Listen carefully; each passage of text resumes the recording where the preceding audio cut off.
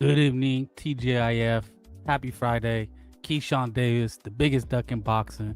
Everybody's seen it. Everybody's talking about it. Happy Friday, TGIF. We will break it down. We will flambe. Yes, the ducking problem in boxing. You know we got to break it down. But hopefully you're enjoying your Happy Friday. And we'll get to a quick intro and we'll be right back.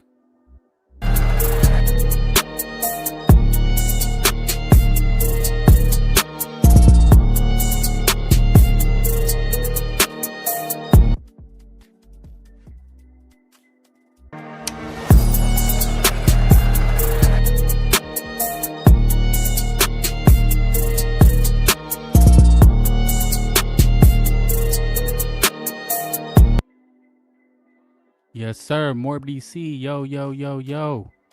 Yeah, man. Little casual Friday. You know what I'm saying? Nothing really planned, but the news is still the duck. You know, everybody's talking about it. Devin Haney looks like Debo Dev. Um, I was really debating whether to do it live. It's like, what are you gonna talk about when there's no fights? But I think this is something we could talk about because it's a problem. But I like to give you the little eye candy. That's Cardisiac. Can somebody help me with her name? She's a UFC fighter. She didn't really look all that much in the face, but the body is banging.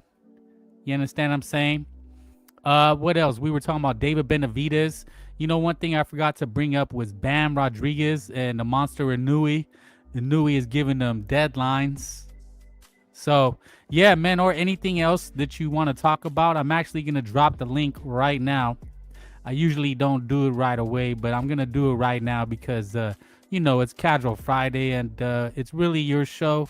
And whatever the people want to talk about, Anthony Joshua and Crawford might be back. Yeah, you know what? He was warming up, right? He wants to be the diva of divas. Terence Bud Snackford, the diva of divas, is back in the news. No doubt, no doubt. Are you excited for his return? He's looking big, man. I mean, pause, right? He's looking chunky, if you know what I mean. A little chunky, like this girl. She looks skinny in the fights. Maybe when she's training, but damn, I was like, whoa. I didn't think she was a looker.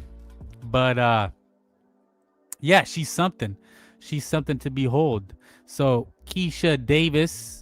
I give fighter nicknames, and a lot of people don't like it. They get mad. They got mad at Frank Bay for having nicknames, and my biggest thing has been they earned it. But you're talking on the BDA show. Shout out BDA. We were on his show yesterday, and I was thinking about it. The Keyshan Davis situation and what it means, and my take was, why are people surprised? It's crazy that people are surprised at how these guys move. This is the new normal. Why are people even surprised that Keyshan Davis pulled this move? I guess Bob Arum was in the news. He had spoke on it, saying that he was surprised himself. He didn't know why Keyshan Davis pulled these stunts, pulled these antics. And my whole thing is, why are people surprised? You got to understand there's a protection plan in boxing. There really is. There is a protection plan. Certain fighters have special privileges and others don't. My main takeaway is that if you look at the sport of boxing, right? If you look at the sport of boxing, Show Jizz has been going in on Keyshan Davis. And he says Keyshan was one step closer to being one of boxing's biggest stars. We will have an opportunity. Will he have an opportunity like this once again? Oh, sorry, I didn't see the comments. Someone posted Crawford reaction during Madrimov versus Virgil Ortiz, and Crawford looked terrified. Yeah, I think I seen that. I'm not able to save everything. Sometimes I'm just browsing, but I did see that mentioned. Hopefully I can find it. But here's the thing about boxing, man. In boxing, most fighters have to work their way to the top, And look at a fighter like David Benavidez. I know we talk shit about David Benavidez, and he's also looking like a duck. But Benavidez did work his way to the top. He really did. He really did. You know, Manny Pacquiao worked his way to the top. Not that other fighters didn't work their way to the top, but a lot of fighters like Shakur Stevenson and Keyshan Davis, you know, they're ex-Olympians. And they've had special privileges, right? They've been taken care of since day one. You know, we forget how many boxers, you know, have jobs. I would say, how many boxers do you think actually live the boxing life? That's all they do is boxing. When I used to go to the boxing gym, most of the pros there, they were professionals in the gym, and they all worked different jobs. You know, some were construction, some were waiters. I mean, they did it all, right? A lot of guys had part-time jobs, and these were fighters who were signed and fought on HBO, were signed to Golden Boy. You know, we forget about that. Boxing is not like the NFL, right? It's not like baseball. It's not like the NBA. It's not like the NFL where, you know, you're playing college and college players are getting paid now. I mean, they've always been getting paid, but, you know, now they're actually being paid over the table. It used to be under the table, right? But they're taken care of, right? There's no college. There's the Olympians, right, that do boxing. But there's no college, right? Where fighters, where athletes are taken care of all the way to the pros. Remember, the American boxing media went against Benavidez the moment he fought Andrade, a black American. That's interesting. Skull Kid, what's up, Skull Kid? Thank you. Did you see Teofimo acting like he got beat up and wants Rolly out of the Romero fight? Yes, I did see that. I don't know if I have it saved. But yeah, it looks like, I don't know, Teo's always trolling.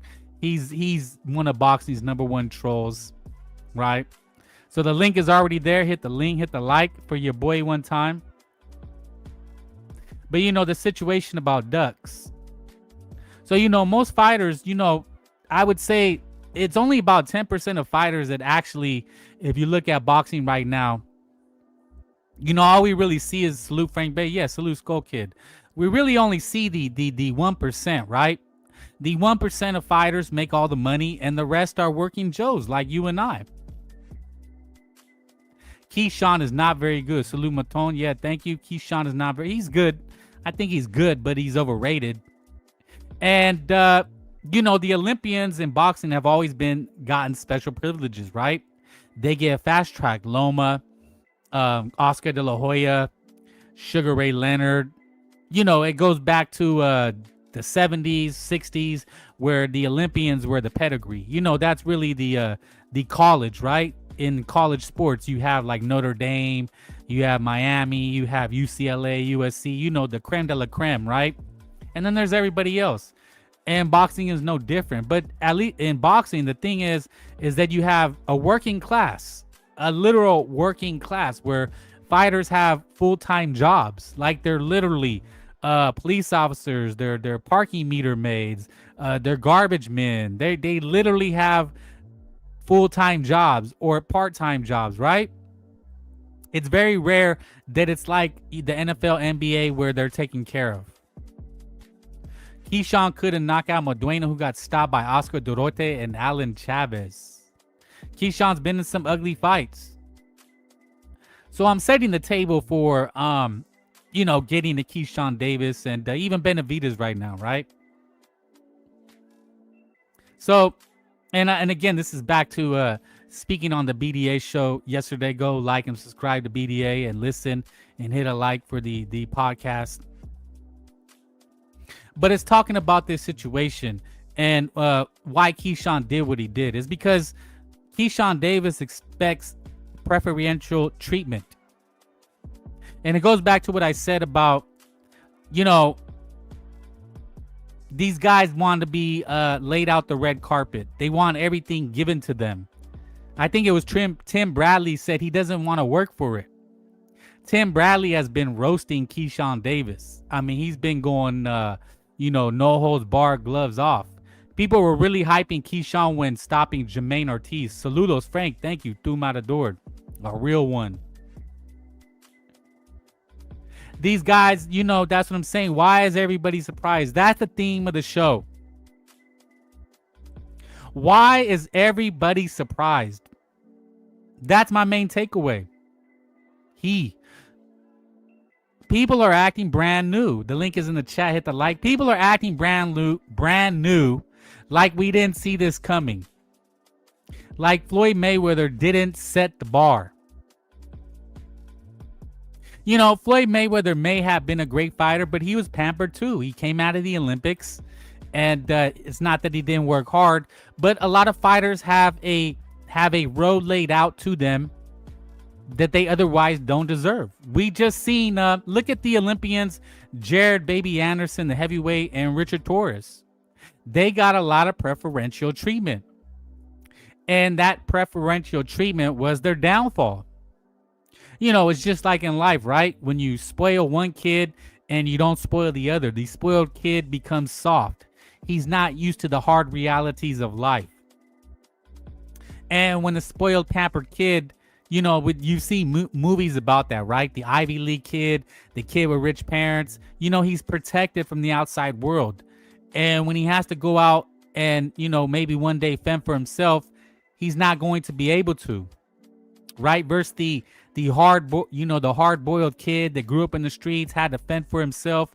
When he finally makes it, you know, he's not swayed by the problems of life because he went through more than the silver spoon rich kid, right? In boxing, you have that same mentality, the upper class. Keyshawn and his butt buddy Shakira think they special. Well, they've been treated special. They've been treated special. They have been. They are the silver spooners in boxing, right? And I mentioned it again on the BDA show. I mentioned a fighter like William Zepeda, right? William Zepeda had no easy path to a title. You know, did David Benavidez have an easy path to a title? He kind of did, but he still was not pampered. You know, he wasn't a superstar. He wasn't featured. He was fighting on undercards for probably little money. But if you notice these guys, Shakur Stevenson, Keyshan Davis, they've been featured. They've been headlined before they've done anything. The last time I seen that was like Lomachenko. You know, Lomachenko was a pampered prima donna. You know, he was heralded. They had labeled him a champion and Hall of Famer even before he stepped in the ring. You know, he was a standout amateur. But you've seen it. You know, when you've seen Little White Chocolate, he was pretty dazzling. And he ended up getting upset. You know, but that was his fault, right? He had the pedigree and he wanted a championship right away. But for most fighters, I mean, look at Bud Crawford, right? Bud Crawford, to his credit, I know I talk a lot of shit about him. We do. Bud Crawford was not really gifted anything.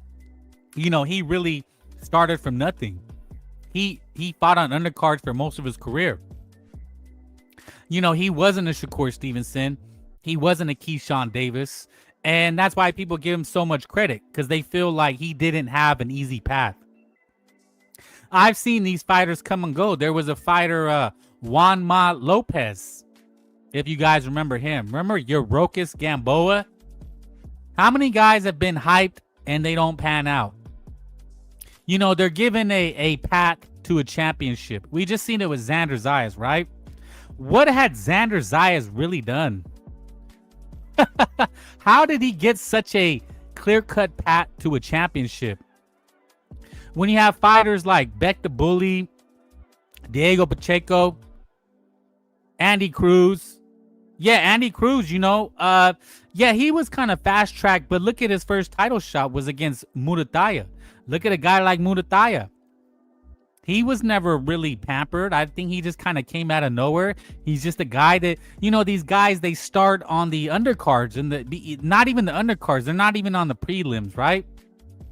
But Crawford, yeah. No, I'm just saying, you know, but Crawford, Bud Snackford, he wasn't gifted anything. He really did get it out the mud, as they say. It wasn't until, you know, after that Bob Arum, wanted to showcase him that he started getting the preferential treatment. But that's one of the things he talks about. That's his sticking point. He was not given anything. And to an extent, he wasn't. coming up. I mean, I think he fought on undercards for at least 10 years.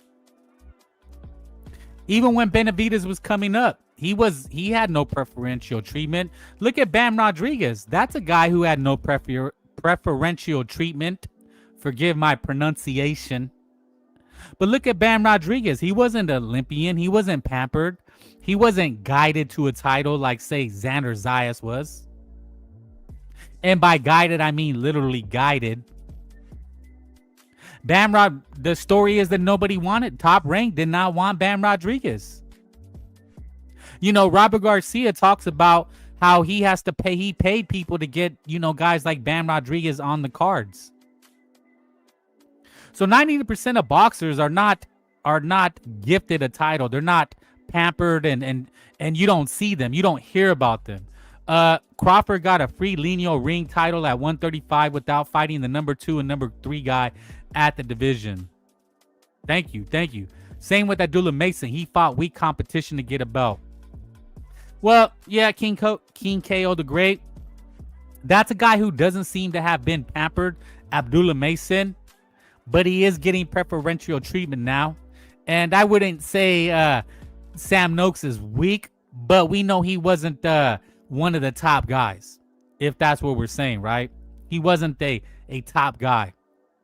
You know, there's a guy that comes to mind, El Divino Espinoza, right? We haven't seen him in a while, right? But think about how he came up. He went through the guy that was being propagated in Robeisy Ramirez. You know, they were really hyping up Robeisy Ramirez because he's an Olympian, he's Puerto Rican, etc., right? And El Divino gets it out the mud. He has to knock down the headliner. Abdullah Mason and Emiliano Vargas are hype jobs in my opinion. And that's another guy, Emiliano Vargas, right? Emiliano Vargas will get a red carpet to a title, and they will do their best to manufacture him as a star. The link is in the chat. Hit the like. Jacob Bank earned his way. Great potential opponent for Shiraz. I've heard that name. Thank you, Sharam. I think that's Telk. Did Espinoza join the Canelo team? I'm not sure. Did he? I've been hearing rumors about him being on the card. Maybe they took a picture earlier. Sam Noakes is basic at best. Albert Bell fed a bunch of nobodies. Yeah, King K Goat, you're not wrong. But what I'm saying is Sam Noakes and Albert Bell are not cans. But yeah, I mean, it's not like Abdullah Mason had to fight the top guys, right? He didn't have to go. Put it this way, like Murataya had to fight Andy Cruz to get a belt, and vice versa. Andy Cruz had to go through Murataya. And well, Abdullah Mason got a semi layup against a Sam Noakes who I don't even know if was rated in the ring top 10 at the time. But that's just how you look at boxing, right? You know, look at this Floyd Schofield guy. What has Floyd Schofield done to be a headliner? Really think about it.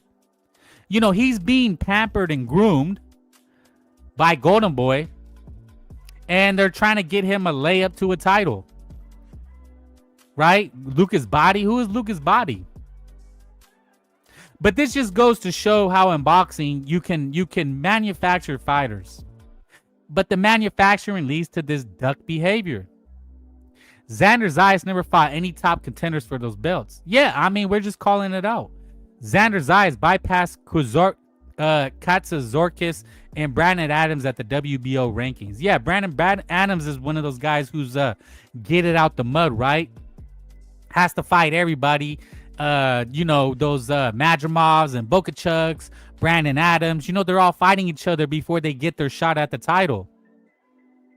You know, look at Virgil Ortiz, right? He doesn't have an easy path to a title.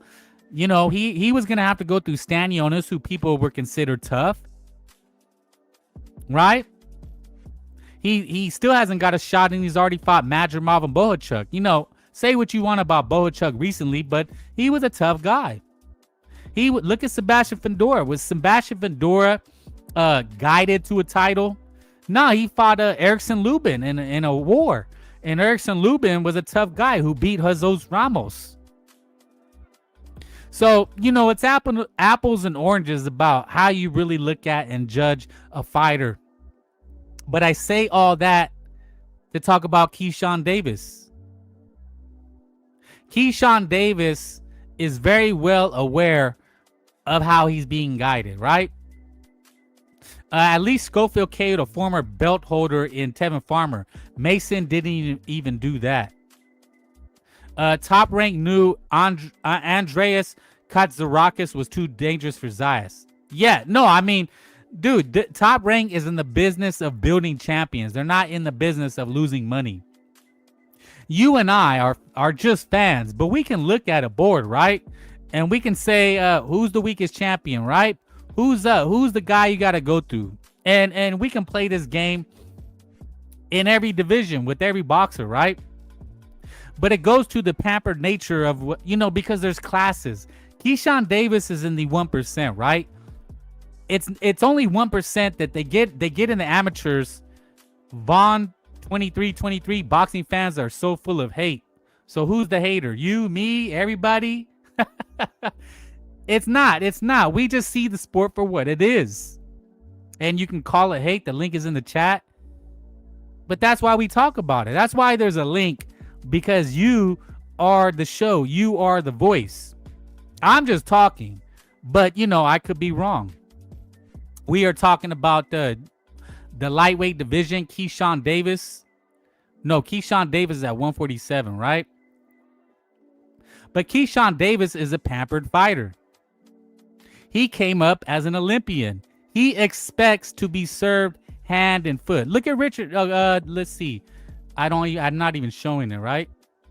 Let me bring the screen up. Show you what I'm looking at. Let's look at Richard Hitchens. Richard Hitchens is not. He's kind of come up the hard way, right? He fought on undercards, on prelims. There hasn't really been a road to a championship, right?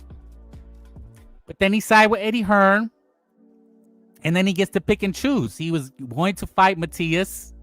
See, that's kind of how it works, right? You get with the promoter, and then the promoter guides you to a title, right? So Richard Hitchens kind of fighting in obscurity. People are hearing him. But he's not a silver spooner like Keyshan Davis, right? He's not going to get that automatic title shot as soon as a spot opens and you can go beat a Berenchek, a little midget, right? Who struggled against Navarrete. See, that's the type of pampered holding that Keyshan Davis wants. He wants the perfect opportunity. So Richard Hitchens, right?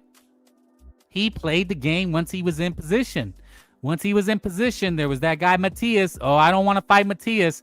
But once, it's Liam Pato. Yeah, short, white guy. Let me go get that action. At Frank Bay, this is what we talk about. We look at things like that.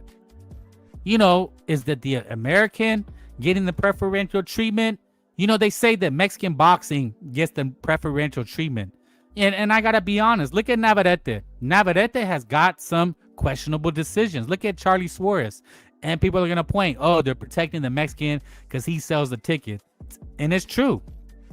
Navarrete is a ticket seller. But that's boxing, right? That's life, pal. But you got, Navarrete got it out the mud. He wasn't gifted a title. He came out of nowhere. I forget, who did Navarrete more? Can you tell me who Navarrete beat to become a name? Hitchens ducked Duarte. Right, but only when he was in a position to, right? Only when he was in a position, having the promoter behind his back, knowing he could probably go sign with Zuffa, then you're in a position. See, Keyshan Davis, he came out. Keyshan Davis started in the pros already in position, already fighting headliners in less than 15 fights. Telk says, I hear experts talking about the integrity of the sport of boxing. Newsflash, it never had any. It's been about being slick and beating the system. Facts. Hey, man, that's life, right? If you can beat the system, then more power to you. Just hopefully you pay your taxes so it doesn't bite you in the ASS. El Yepson, yo. But this preferential treatment becomes a problem because then the fighters start ducking. Hitchens, once he's in position, ducks Matias, ducks Duarte, gets to go fight a nondescript Mexican on a Zuffa card for good money. You know what? More power to you. But then people act surprised when they turn down fights. You know who doesn't turn down a fight? A guy like Liam Paro, right? Liam Paro is a guy that has to take every fight, no matter what. He doesn't get to necessarily pick and choose. He has to go to the guy's backyard every time and beat the guy in his own backyard. Right? This is what we're talking about. You know, look at, can you see Brian Norman Jr.? Brian Norman Jr. is probably the opposite of Keyshan Davis. Not a silver spooner. Well, he does have some pedigree because his dad was a fighter too. But he kind of came up the hard way. Right? But then he gets a little name. You know, Top Rank starts pushing him. And then he gets to fight a guy, the C-level Mexican. And damn, the name slips his name slipped. Santillan, right? They were trying to hype Santillan, right? Because he was Robert Garcia. But we kind of knew, you know what, Santillan, he's not really going to be the pedigree, you know, that type of guy. So then Norman comes out of nowhere. But then he gets in a position and then he gets to pick and choose. And then, you know, he's in a position to go unify against Duran Ennis. And then he ducks. And that's another case of the persuasion. Right? Boots Ennis, Brian Norman Jr., no pressure. They both, in my opinion, ducked each other. Now, some people say Brian Norman ducked. Some people say, you know, he ducked Duran Ennis. I'm not so sure about that. It didn't seem like Duran Ennis was anxious to fight Brian Norman Jr. when he can just go fight Emmanuel Stanionis, right? But that's the thing with boxing, man. Is these guys, you know, they want the red carpet. Devin Haney. Devin Haney had the red carpet rolled out for him. Bulbous order, thank you, right? And then when he's in position, you know, he has a mandatory against Xander Martin. Nope, I don't need to fight that. I don't need to fight anybody. Rolando Romero, nope, he kills that fight. Jack Catterall's on his heels. He doesn't have to fight that fight. Right? But Keyshan Davis, he's been in a position since he turned pro. Most fighters don't get in that position. You know who was in position? Rolando Romero. How did Rolly Romero get to this position, right? Getting big money fights. Well, he had the name. He was co-signed by Floyd Mayweather. He fought out of the TMT gym. Right? A lot of this is not merit-based. And when these guys get in position, they use their position. Teofimo Lopez. We mentioned that on the BDA show. Beat Teofimo. Teofimo came up the hard way, right? Teofimo came up the hard way. He came up through the top rank system. He wasn't an Olympian, but he came up through the top rank system, right? He had, then he got a name because he was, you know, doing the backflips. He was talking, you know, he had the loudmouth dad. And then he beats Lomachenko. Now he's in position. Now he gets to call the shots. He thinks he's a pay-per-view star. He thinks that he is the shot caller. Kind of like what Keyshan Davis is doing now, right? He beat Loma. He's the man. But that's not the way it works. He was talking about he wants pay-per-views only. I'm going to be on Triller. And that type of talk always backfires. Always backfires. That's the thing with Keyshan Davis. It is bound to backfire. Because as soon as he loses, just like what happened to Teofimo, the world turns against you. The world is against you. The world's already against Keyshan Davis now. He thinks it's bad now. That's the funny thing, right? He thinks it's bad now. Teofimo didn't beat Lopez. Loma versus Teo was a draw. Yeah, you know what? I've watched that fight, man, 10 times. Over 10 times. You know, not in one sitting, but I'll watch it here and there. It was close as hell, right? And you got to figure, man, maybe Loma really was hurt. No excuses. But Loma, Loma probably was hurt. But yeah, no, I mean, imagine if Loma wasn't hurt. He probably beats Teofimo. But Teofimo did win. He did, and one of the weak things is he never gave Loma the rematch. So hit the like. The link is in the chat. But Lopez ends up ducking Loma. I don't know. I forgot what the reason. I think I talked about it before, and somebody told me that I think it was on Twitter or X. I said, it was really weak of Lopez to not give Lomachenko a rematch. And I guess it was Teofimo's dad that said that his reason behind never giving Loma the rematch was because Loma wasn't going to give them a rematch. That's what it was. I guess in the when they were working out the details, Lopez had claimed that Loma wasn't going to do a rematch clause. But that doesn't make no sense. Why would Loma, the champion, the pedigree, who took less money to fight Teofimo, why would he have a rematch clause? That made no sense. Teofimo's dad was just talking shit. Maton says if Loma was hurt versus Teo, then Teo was sick versus Cambozo. Yeah, no, I hear you. I'm just saying it was obvious Loma, there was something wrong with him. I mean, he didn't let his hands go for the first 6 rounds.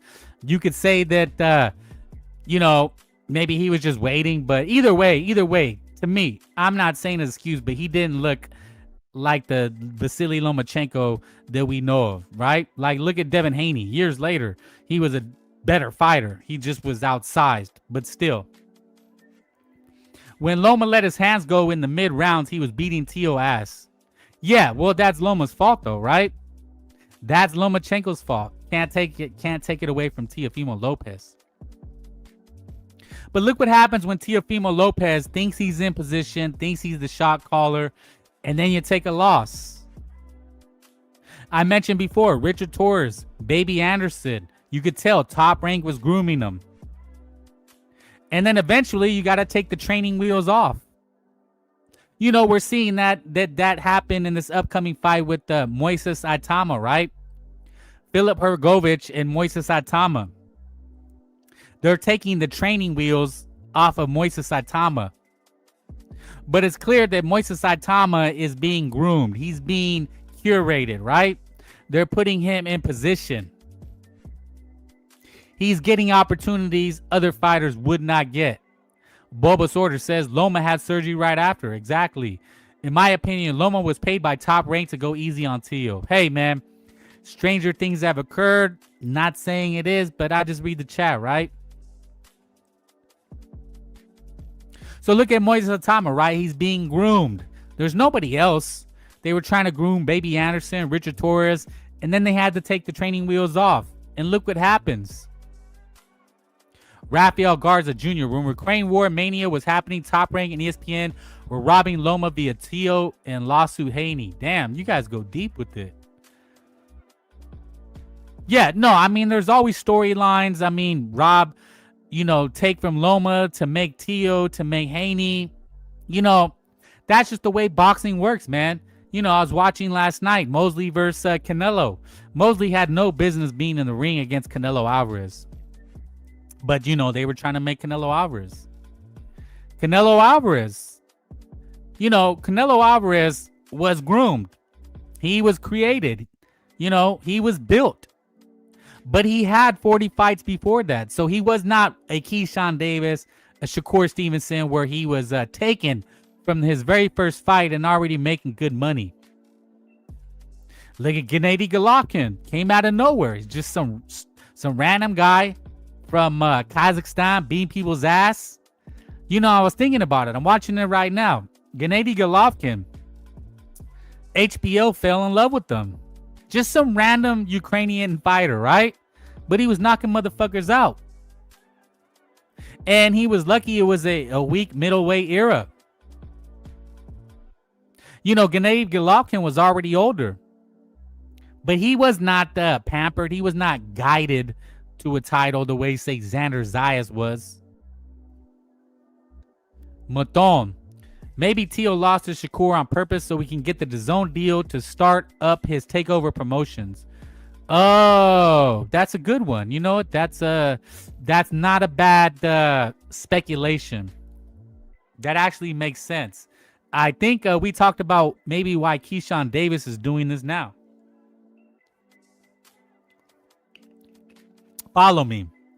Maybe Keyshan Davis is pissing off his employers so that he can get he can go with Zuffa. I mentioned that before, right? So, well, somebody in the chat had speculated, what if Keyshawn, this is a power play because, you know, his brother is with Zuffa, Shakur.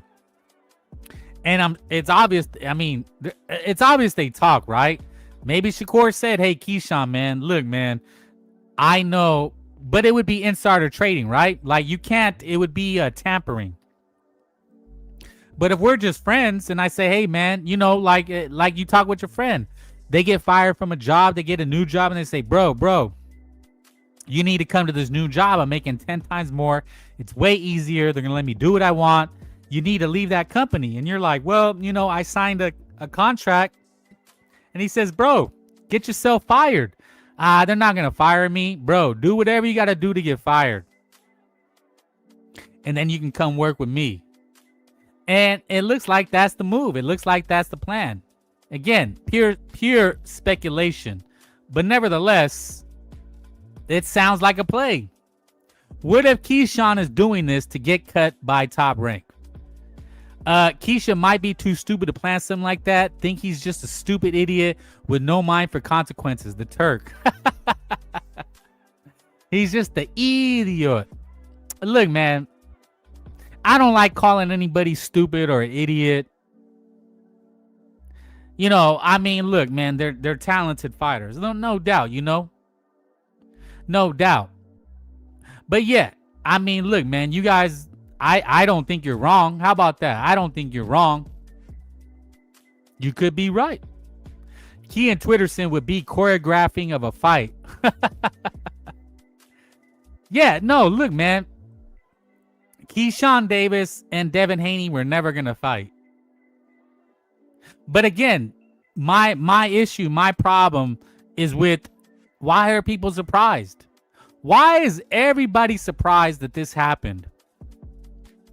Floyd Mayweather told these guys how to do it. He created the Floyd Mayweather blueprint. Right? Oh, I don't need to fight so-and-so because so-and-so beat so-and-so. That's what Shakur is doing to Rayo Valenzuela. Now, I don't need to beat you because you lost to Gary Anton Russell. So I don't need to fight you. I don't need to fight Gary Anton Russell because he got beat by so-and-so who beat so-and-so who I beat. So therefore, I beat you. We don't need to fight. Itama about to end Hrgovic. Only guys like Tara Moana, who are long-range assassins, stand a chance against him. Itama sparks him in 10. Okay, that's your official prediction. Golovkin became really popular in Europe after his performance against Lujan Simon. I remember that guy, right? Yeah, Gennady Golovkin, man, was really hyped by HBO. I mean, he was in full hype mode. It seemed like at one time that he was more hyped than Canelo Alvarez. You know, there was a time when it seemed like Canelo Alvarez did not want to fight Gennady Golovkin, right? People still hold that to this day, that Canelo ducked Gennady Golovkin. I mean, that's crazy, right? Even though he fought him, he supposedly ducked Gennady Golovkin. But it was clear that HBO, their favorite child was Gennady Golovkin. And to be fair, I was a Triple G fan, but it was still like, I mean, look, man, what have they really done, though? You know, he does kind of have a weak resume, and it's not his fault because that was just the division at the time. He beat everybody. He dug GG for a year. But did he? No, I mean, look, again, we'd have to have a time machine. We'd have to go at line by line. But I'm just saying how fighters get put in positions and they get preferential treatment, and then they get to start picking and choosing. And I'm saying most have to earn it. Like Benavidez, Triple G, Canelo, to all a certain extent have earned it because they came up without the special treatment, right? But guys like Keyshan Davis, Shakur Stevenson, they've been fighting main events since their like 10th fight. They've been getting paid like professionals since their 5th fight. You know, it takes years to get a headliner for most fighters. You know, there's a fighter like they go, this guy, look at Rohan Polanco. I don't know if you guys have seen him. Benavidez. Was that you? No, that's rap. Somebody calls me Benavidez. No, I don't bend the knee for Benavidez. But this guy, Rohan Polanco, right? This guy's struggling in obscurity.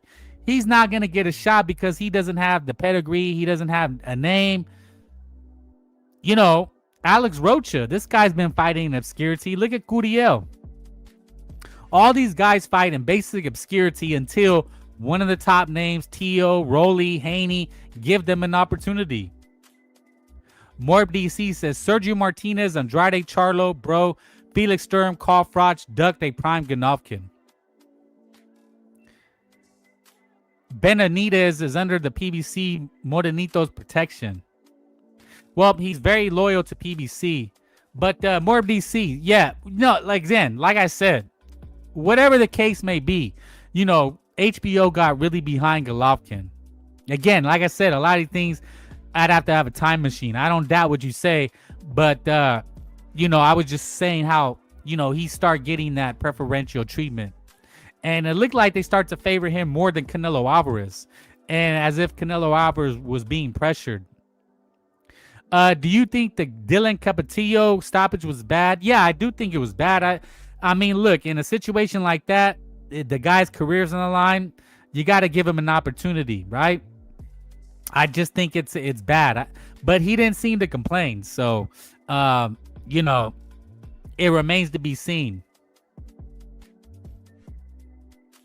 But, you know, most fighters are not pampered and treated the way Keyshan Davis has been. And he wants the red carpet to anything. And fighting is the least of his worries. He wants to fight in his hometown.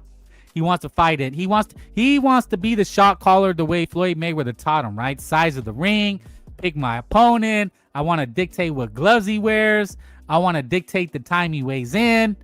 You know, look what Tank Davis was doing, right?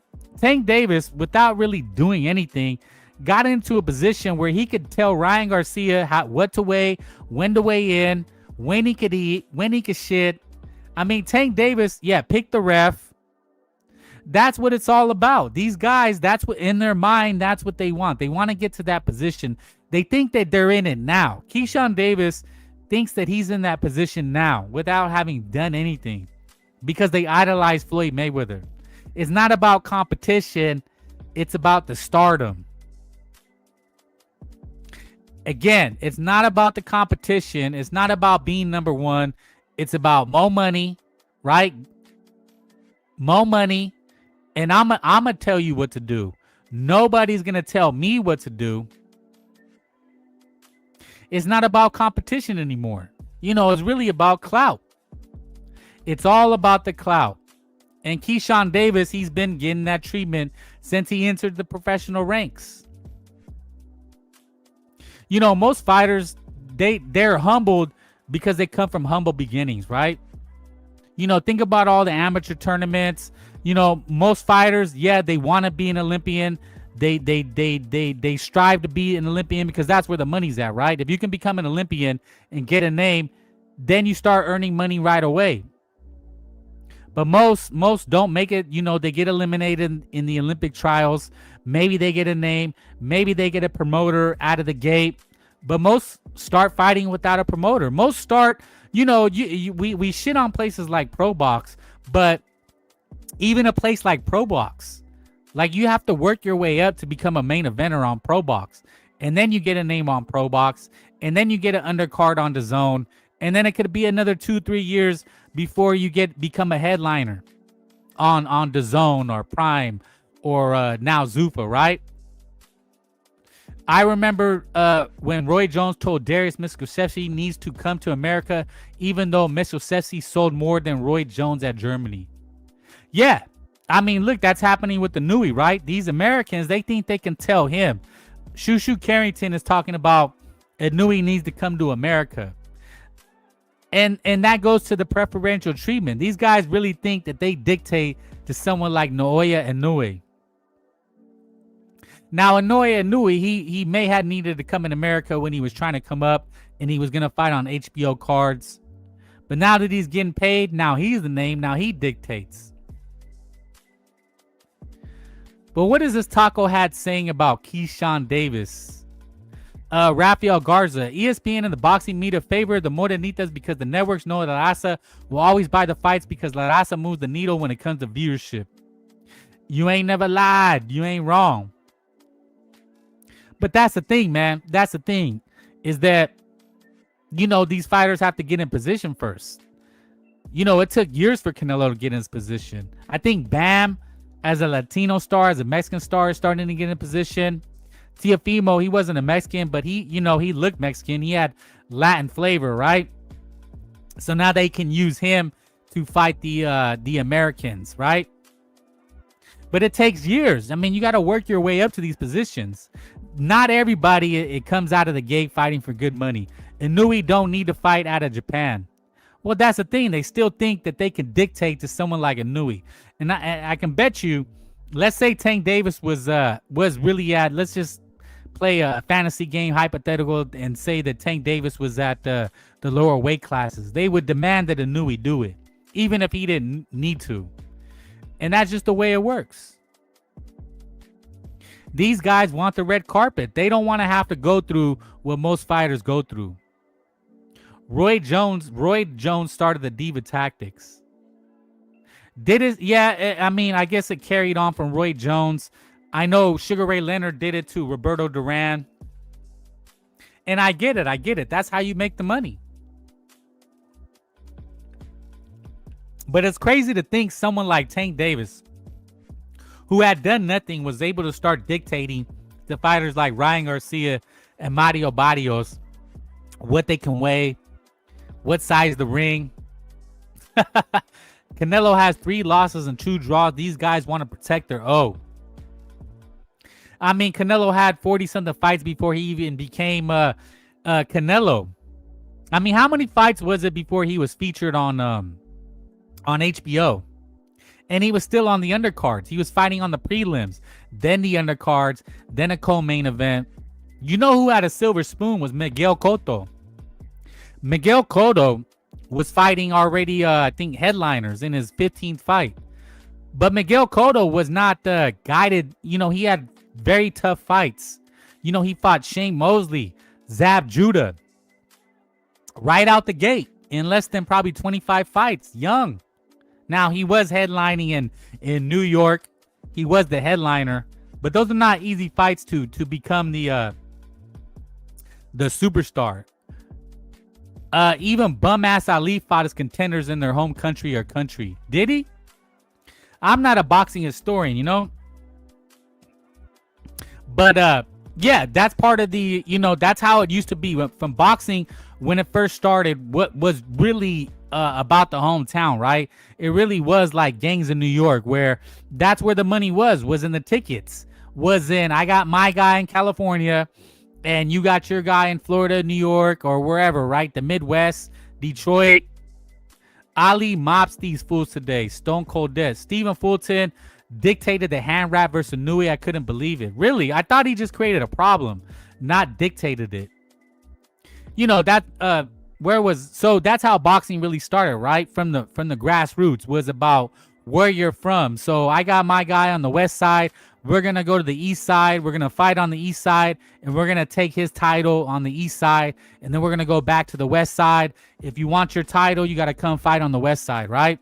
And then it grows, and then it's like New York versus Philadelphia. My boy from Philly, you know, the guy from New York has the title. We got to go fight. That's where the tickets are. But if I beat him, then he's got to come to Philly and get the title from me. And then it just eventually grows, right? Then the A side says, well, now you fight in Vegas. I pick the ref. I pick the gloves. I get a rematch. And that's just how boxing is, right? But the problem is these guys like Tank Davis, Keyshan Davis, they want it now. They think that they can dictate now. Ali would get killed today. he was a small heavyweight. Yeah, there's that argument now. Shakur Twitterson is saying Tyson Fury beats Muhammad Ali. Stone Cold says, yeah, Maton, kind of like Usyk, but with more skill.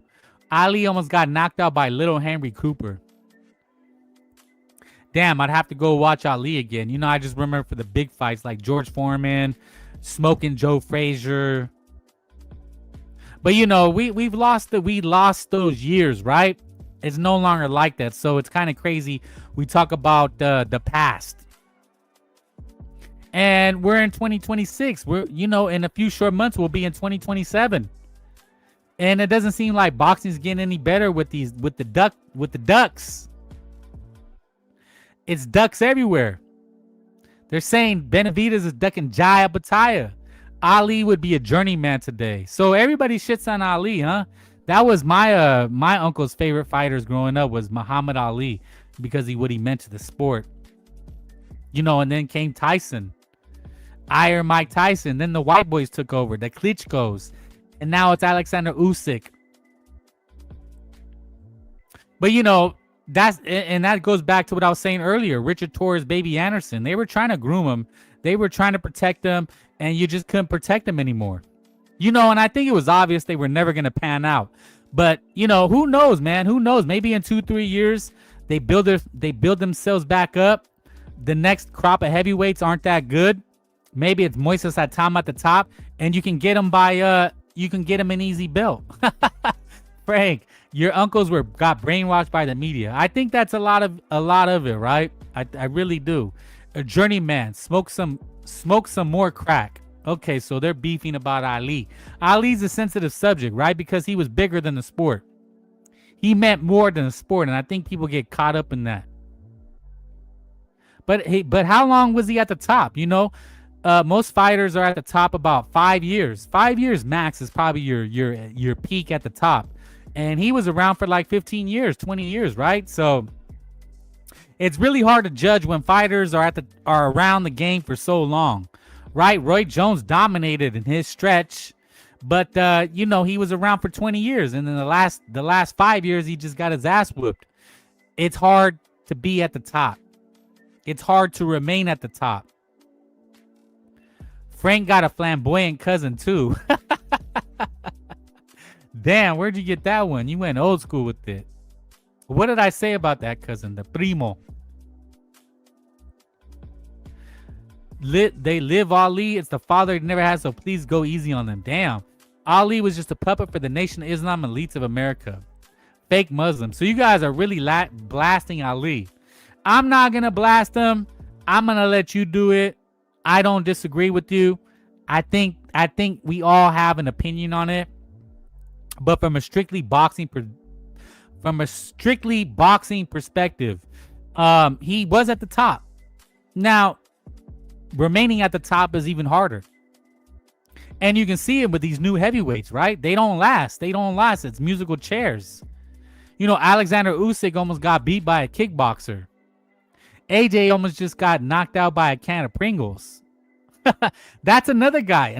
Anthony Joshua. That's another guy who was propagated and manufactured, right?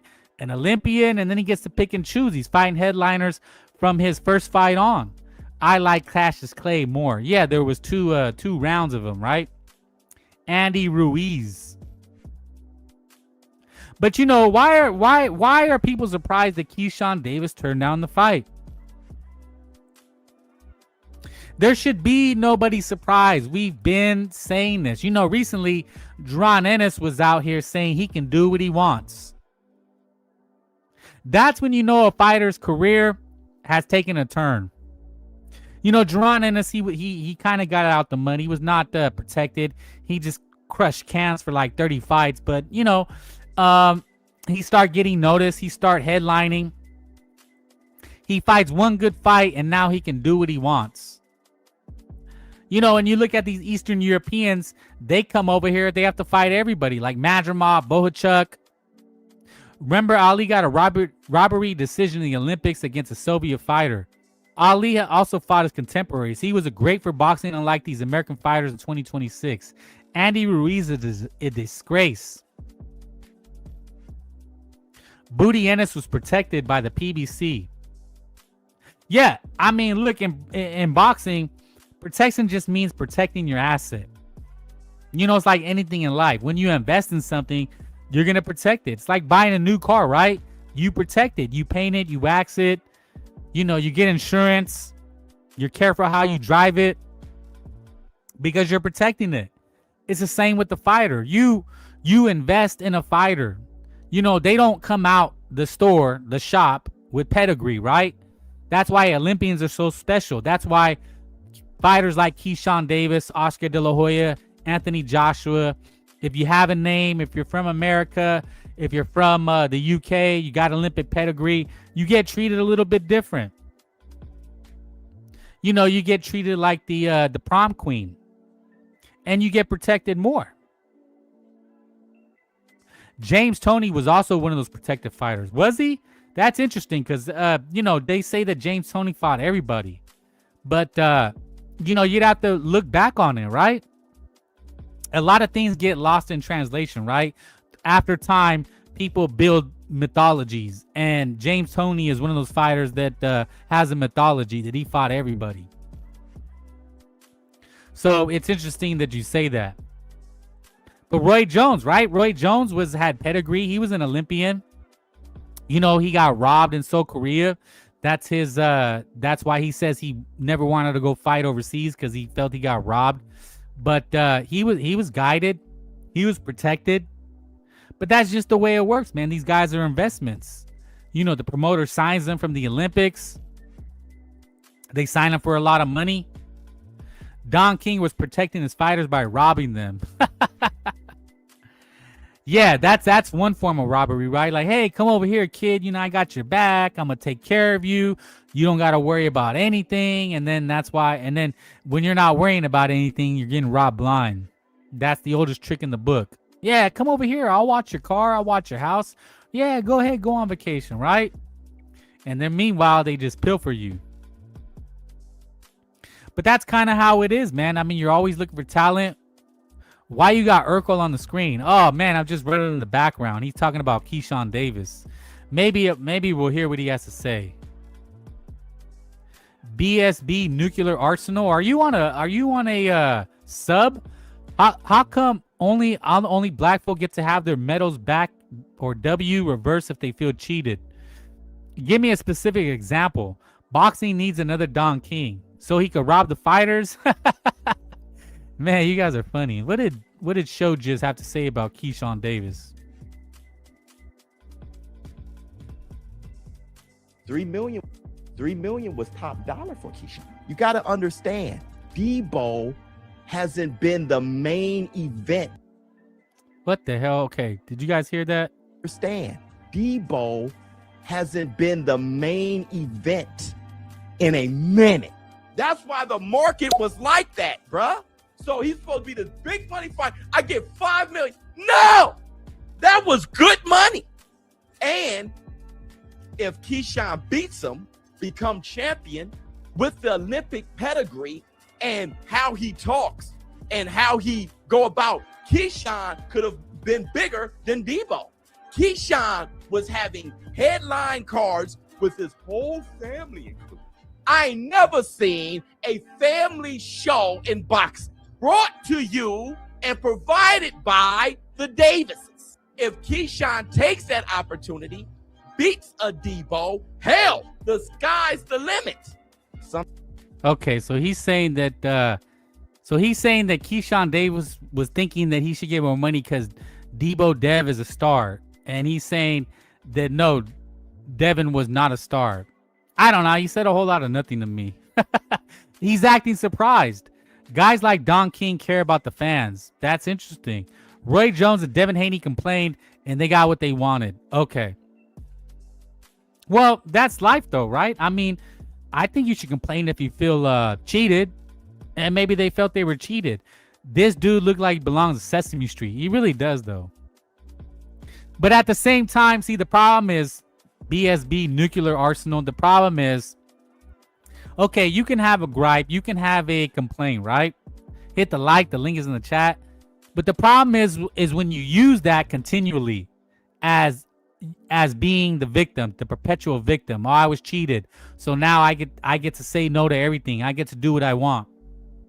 See, that it's like a girl who gets dumped or a guy who gets dumped, right? And they start becoming a man or woman hater.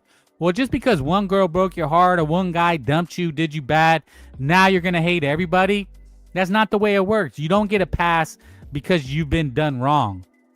See, and that's what a victim does. They feel like because you've been done wrong, now it's your right to hate on everybody or screw everybody, right? That creates a sense of entitled behavior, a sense of I can do what I want. And that's just not the way life works. We have to, okay, fine, that happened. We'll get over it. That's life, pal.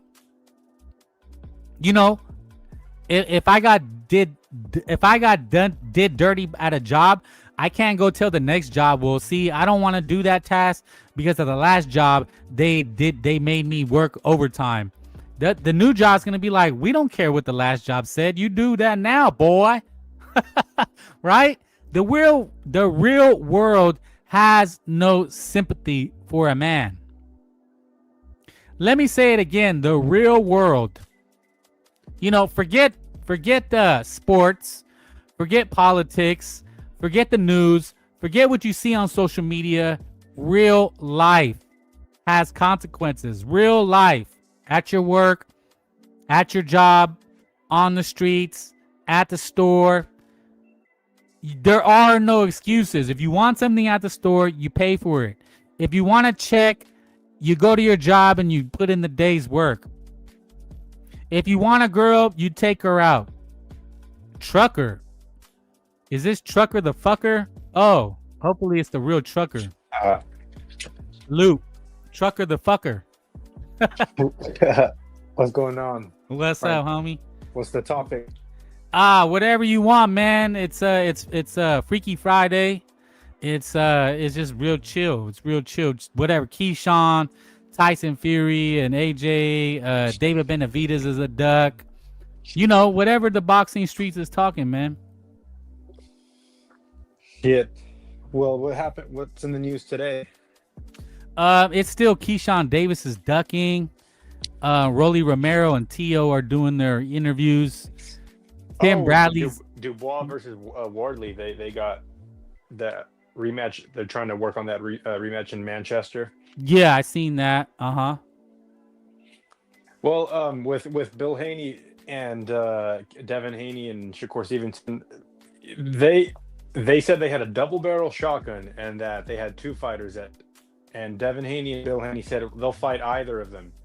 And when neither of them stepped up to the plate, really disappointed with Keyshawn, especially because he hasn't came out and said why didn't he end up going through and being the fulfilling the mandatory, taking the $2 or $3 million. You know, there would have been so much money on the back end of that fight that the risk reward was worth it, especially if you call Devin Haney out the way you did. And you submit the thing to become the mandatory. There's probably like $10 to $1 million on the back end of that fight, win or lose. Because if he were to lose, he would still get a guarantee. He'd still be making $1 to $3 million a fight because he's at that threshold. Okay. But him not taking that fight makes it really a bad look. I'm not saying it's the end of the road because fighters do this all the time. They bullshit us as fans. And it's not the first time that's happened. It's not going to be the last time that's happened. But him doing that, a lot of people are saying this is the duck of the year, the duck of the decade. Like I haven't cared too much of it because it happens a lot. But we just overlook a lot of the time. Plus, a lot of the big names fighters, they don't even have a fight lined up. So it's not like he's not the only one to not be fighting. All the big name superstars are not fighting. I mean, Ryan and T.O. and Rolly, they finally got something announced. But and then Shakur Stevenson, he is probably going to be the favorite against Devin Haney at 147. But he's still not wanting to give up those 3 pounds, because he's afraid that Devin Haney will be too big. And that's a 50-50 fight, and he doesn't want to give it to us. So he shut that down because now Devin Haney doesn't want to go down to 144. And to finish this off, Devin Haney said we went through all that bullshit with Keyshawn so they can kick the can down the road, ultimately to say now come down to see Shakur at 144. So Bill Haney was like, fuck that, I'm not going to do business with them. If they shot themselves in the foot, Shakur Stevenson, Jay Prince, and Keyshan Davis. Now Keyshawn Davis can go out and knock motherfuckers out, and that's how he can be brought back in good graces in the boxing community, because you string a couple knockouts together and that's how it's done. But it's just not a good look at the end of the day. Debo Devin Haney earned his name. They can't even get him in the ring for $3 million. They can't even get the motherfuckers in the ring. Well, my main takeaway for a minute was my theme was, why are people surprised? I felt like everybody was surprised that Keyshawn Davis said no. Did you get that feeling?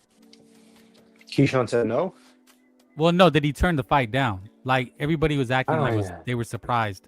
Like, oh my God, I can't believe he did this. Yeah, I'm not surprised. But the thing is, it's like, I think that it's strange that he fulfilled he submitted something, right? They had to go and submit something. I really don't care about the belts. I don't even know how the game works.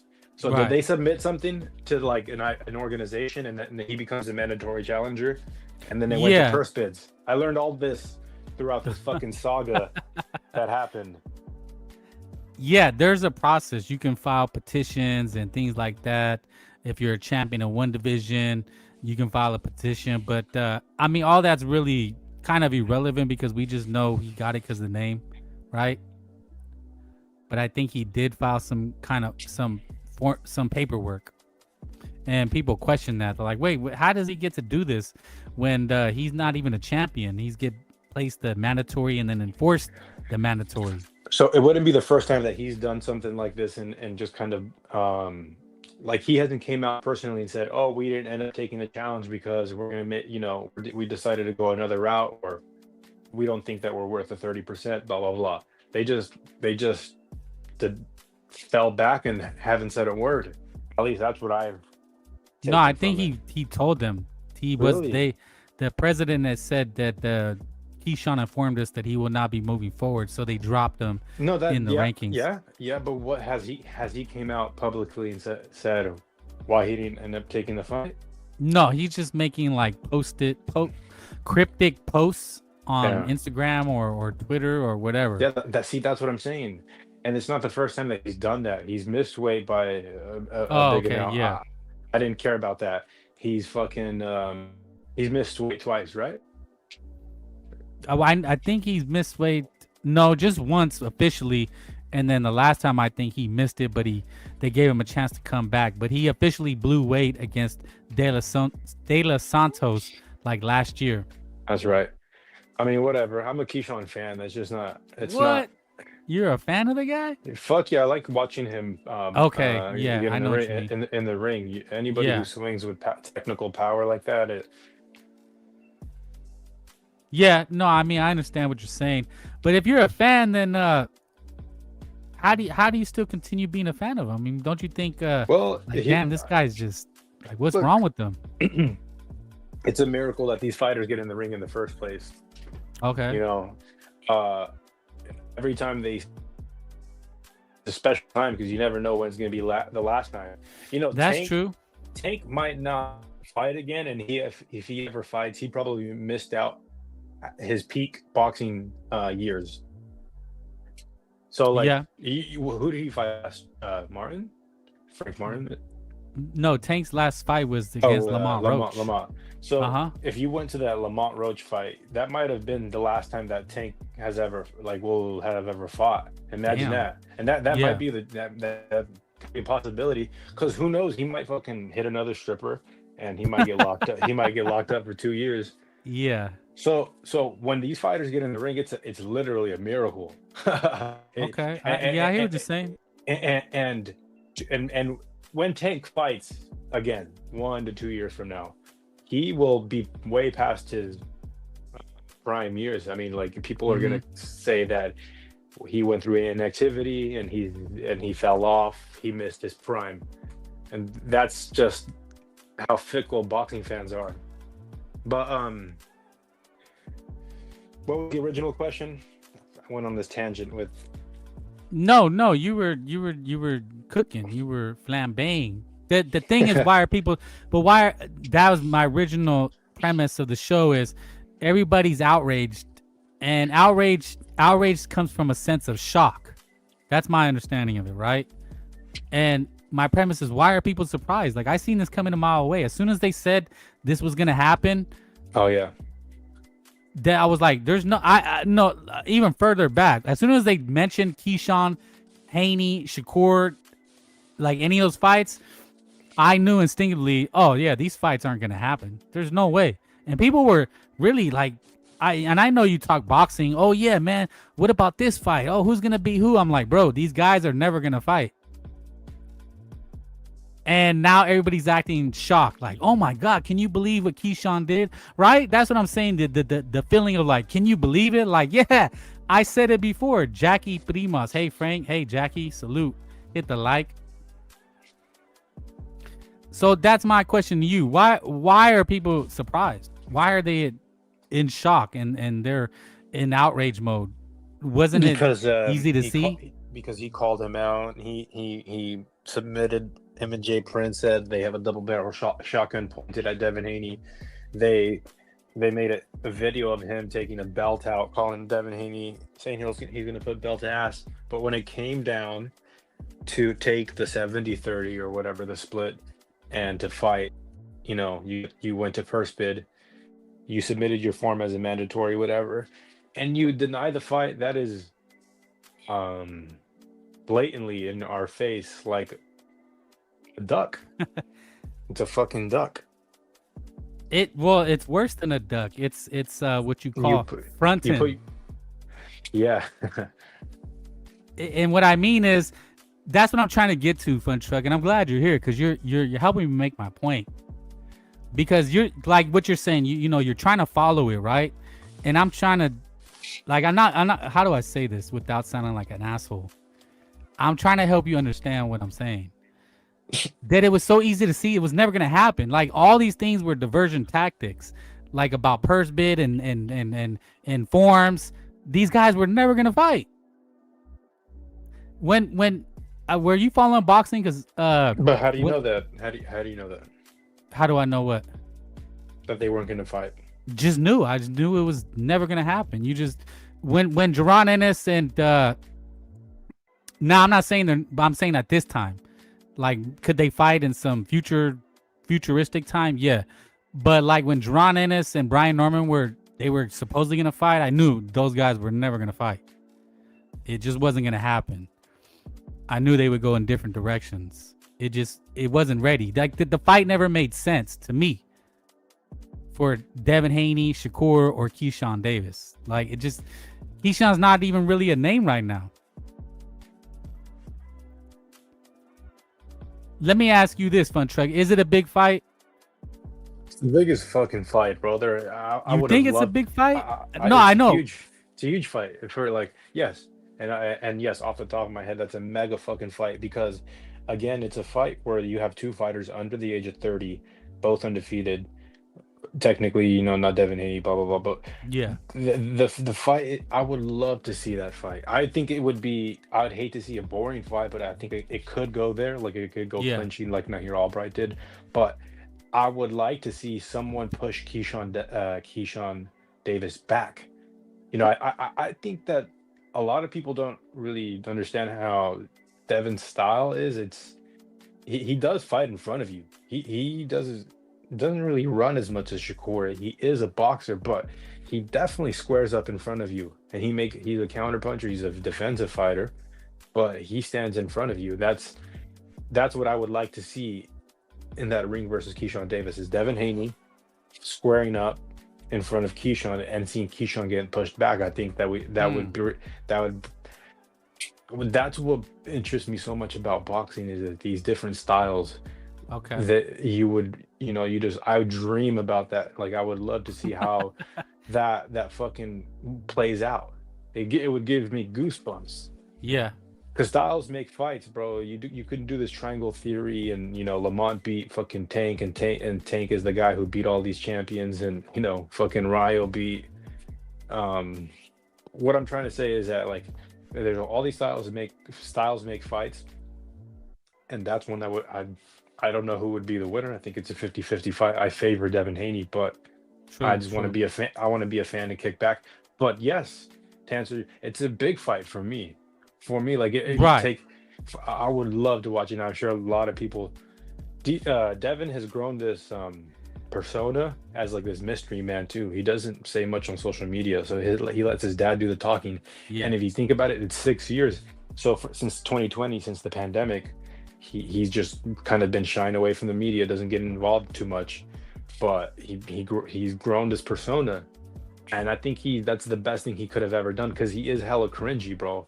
Devin's hella cringy, and like I think Beyond. don't do the interviews. If you do an interview look bad, you can't even put a sentence together without stuttering. You know, it's No, like, that's true. and he replicates Mayweather a lot in his. Yeah. But Well, go ahead. no, so let's break it down because that's what I like to do. I like to break it down. Hit the like. The link is in the chat. But I asked you it's a big fight, and what I meant is because I don't think it's a big fight. I got to be honest with you. Now I know what you're saying, but we're hardcores, right? Yeah. We're hardcores, and we exist in hardcore spaces. But is it a bigger fight than Brian Norman Jr., Devin Haney? And Keyshawn? Yeah. Hell yeah. You think so? Is it a bigger fight than Wait. Lomachenko? Because Loma was a big name. There's a lot of people who are really high on Keyshawn Davis, so I would say it's probably equal, not maybe like a step below Loma, but Okay. but with Loma, there was a whole bunch of fucking excuses. Oh, Loma's 20 pounds lighter, he's older. Well, Keyshawn's younger and probably going to be the bigger guy, so that's why I'm saying I would love to see that fight. No, I want to see it too. I guess I just meant commercially. Is it a big fight commercially? Yeah, I don't know. I don't know. I think it is. Like I'll say this, I've said it before. I think Ryan Garcia, Conor Benn is like 2 times, 3 times the bigger fight than Devin Haney and Keyshawn Davis. Now, as far as talent, I don't know. It's not obviously. Okay, They're probably, if the two fights were happening on the same night and I can only pick one to watch, I'm probably gonna watch Keyshawn and Devin yeah. over Ryan and Conor Benn. That's an interesting. Why? What about you? What about you? You know what? I'm gonna probably watch Ryan Garcia, Conor Benn over Keyshawn Davis and Devin Haney, and I'm gonna tell you why, because Devin Haney's awful. I mean, that Brian Norman fight stunk to high hell. It was nothing but grappling and wrestling. And I think, look, is Ryan Garcia, Conor Benn gonna be as skilled? Are either guy better than Keyshawn Davis? Probably not, but I think it'll be a more action-packed fight. Like, they're gonna be throwing chingazos, you know what I'm saying?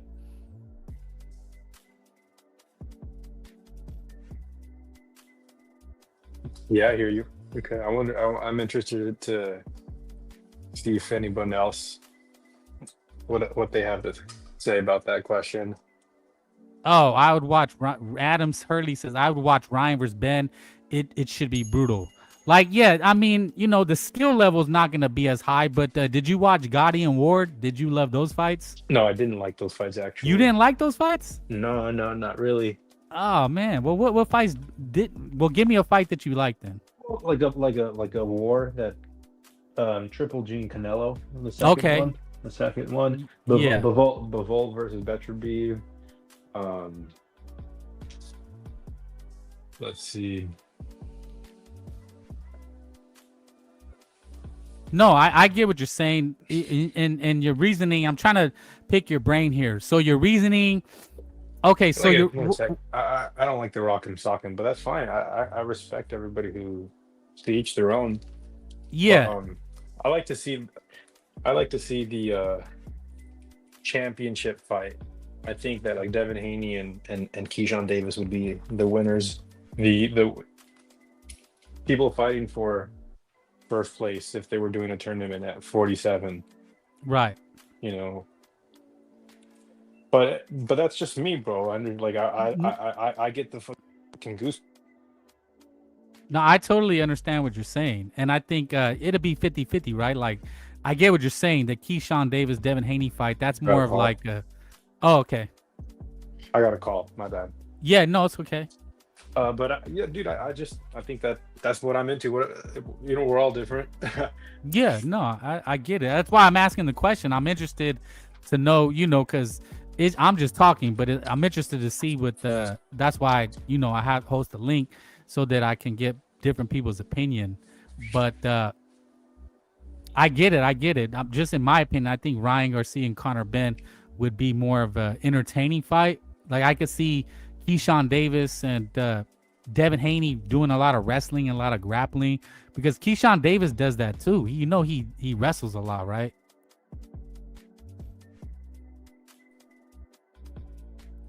Yeah.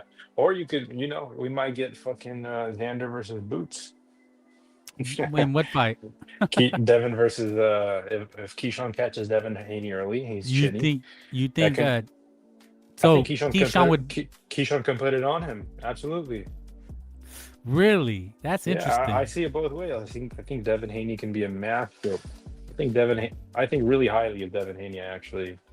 I think boxing wise, I mean, he might be chinny, but whatever. I was a hater, now I'm a supporter of him. Of Devin Haney? Yep. Huh, interesting. Because I am a big Devin Haney hater. And yeah, me too. I was. You were? Well, what changed then? I think like when after Ryan beat him and he had to go, basically he had to come back after being called fucking, I don't know, like boxing is full of peaks and valleys. Right. So he probably went from being this champion that I thought he would never be able to get beat, and then all of a sudden that's taken from you because Ryan beat his ass. But he put it in his head that Ryan cheated, and he goes, I'm going to come back and I'm not going to let the narrative affect me. And I gained a lot of respect for that, for him, for that. I could see that. But what about the so you're talking about the person or the fights itself? Damn, we lost Fun Truck. Well, hop back in. I want to see Ryan beat his ass again. Thank you, Jay. We think along the same lines, right? Because he beat a bum like Brian Norman Jr. So Fun Truck, just hop back in. If you lost the call, lost the line, whatever, the link is in the chat. Hit the like. So we were talking about well, I asked Fun Truck, right? And this is why we do it, right? So we could talk to people because, okay, Trucker's back. Trucker the fucker. Is it Trucker the fucker or Trucker the motherfucker? What's up? What happened? Bro, Them busy. I'm just the host blowing you up. Better send him the voicemail. What do you think about that? About what? Well, I asked you. I said you just come out. Okay, you're talking about Devin Haney, the person. Yeah, he came back. It's a great comeback story. I understand, but what about the fighter? I mean, you can't be a fan of the Jose Ramirez fight. I'm sorry, Chuck. There's no way anybody could be a fan of that. Haney duck and rolly, but Haney he tried to fight Keyshawn.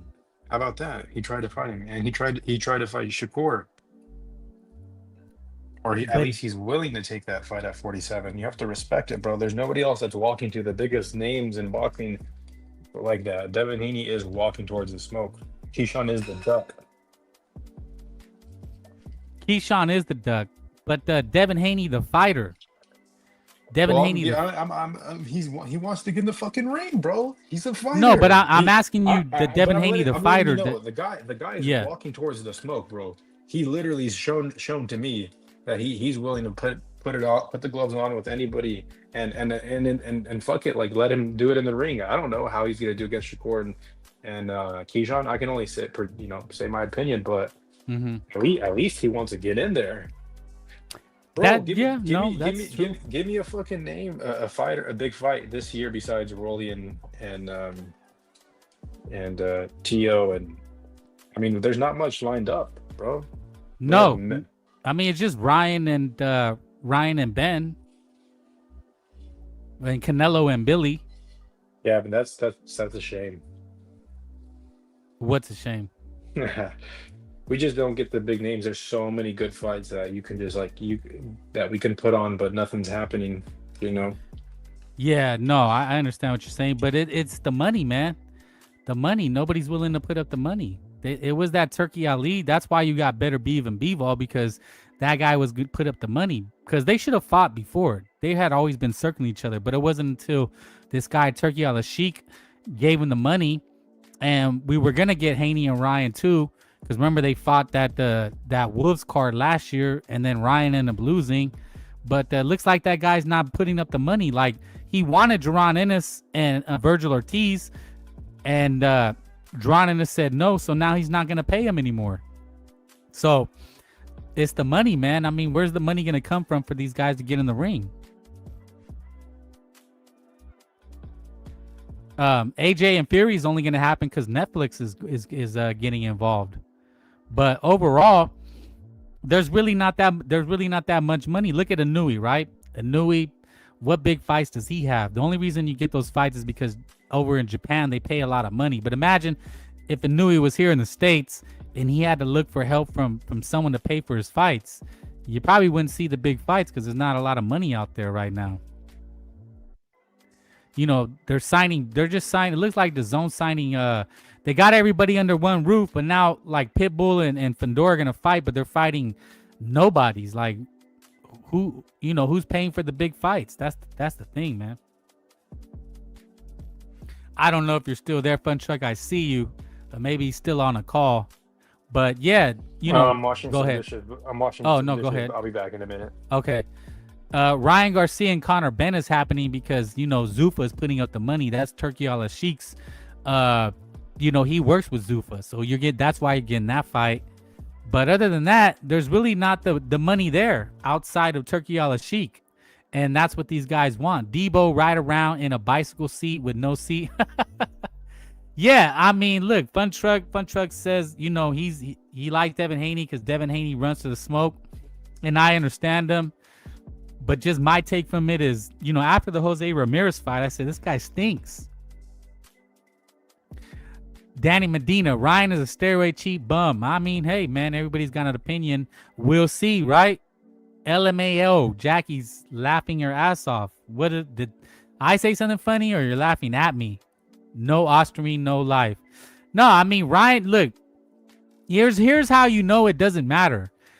In a normal society, in a normal world, Ryan Garcia is a drug cheat and he would be ostracized from the sport. But not only does he get bigger and more clout, now he's getting more money after popping dirty, right?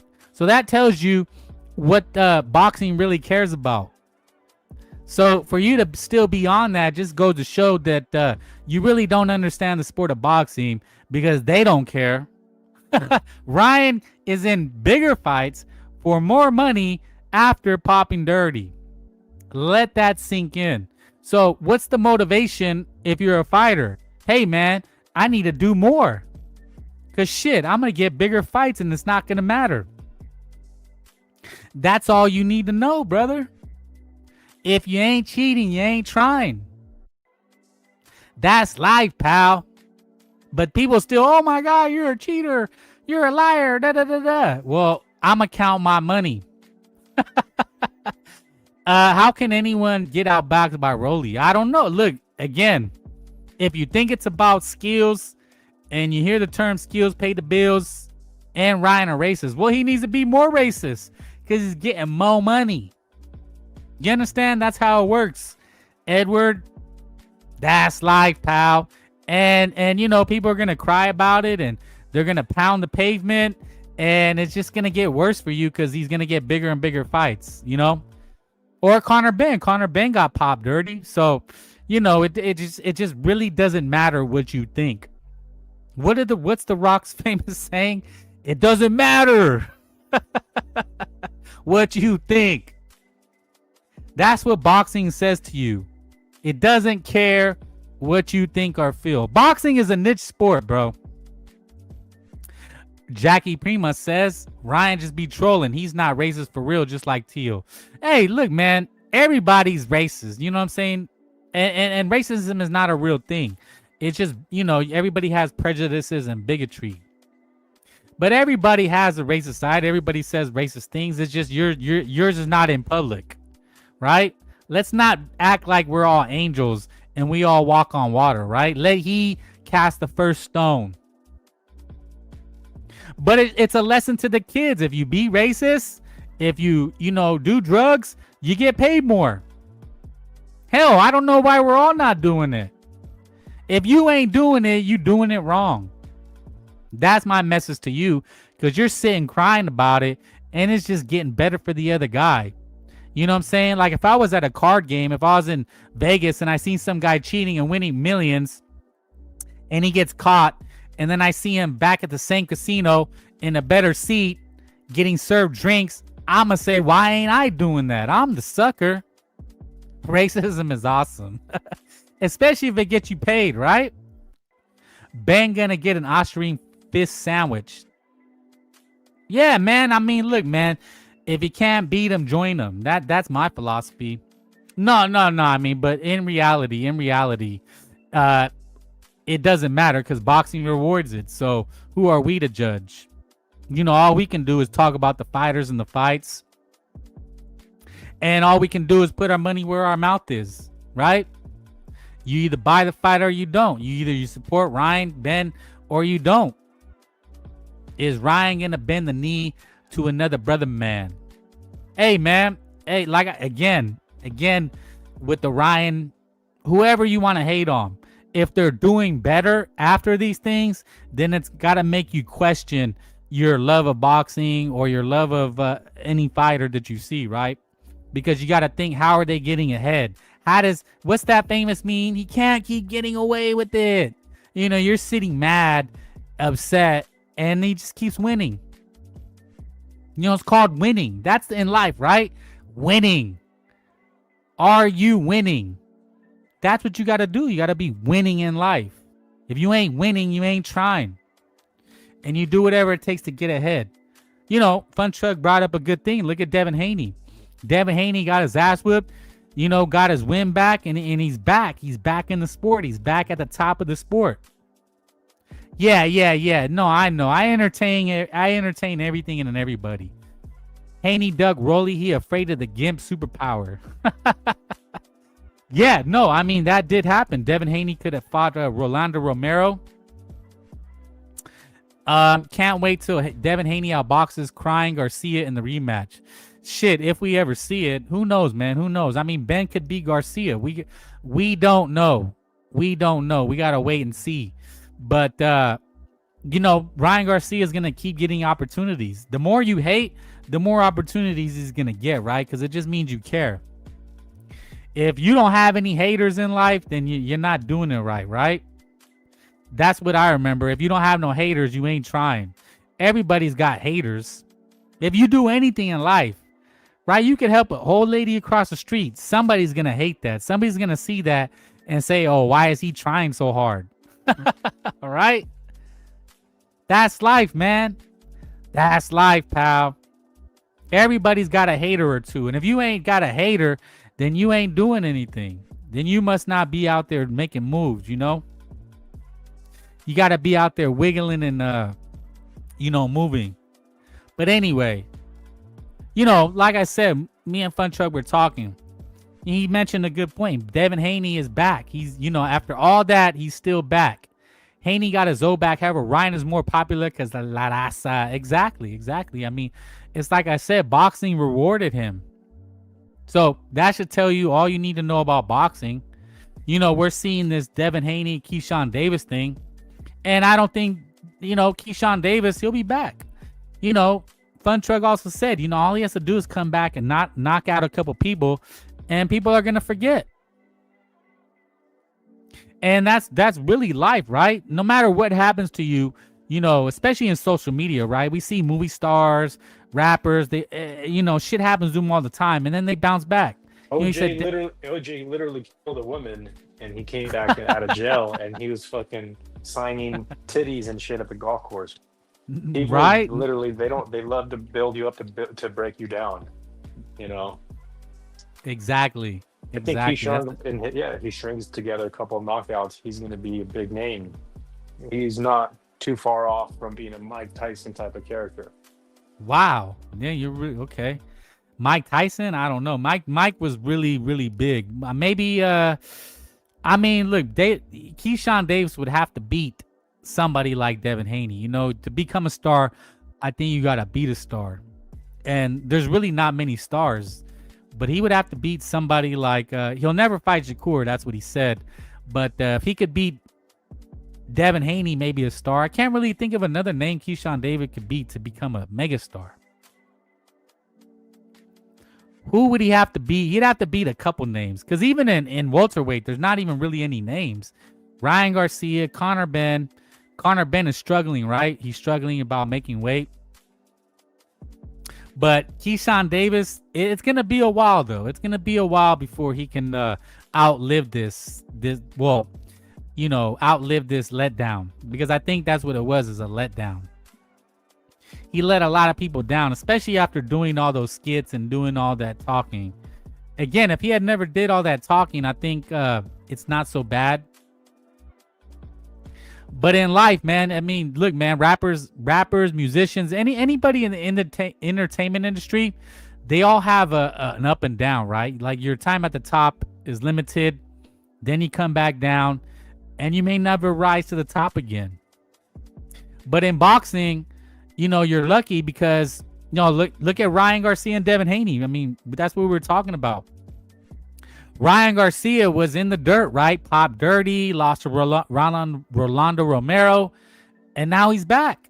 Devin Haney, jaw broken, shit his pants, and he's back. Now he looks like the Debo. That's crazy. You know Funcho, you brought something on mind. It's crazy how in the sport of boxing you can be down so bad, and then literally in the next year you're back on top.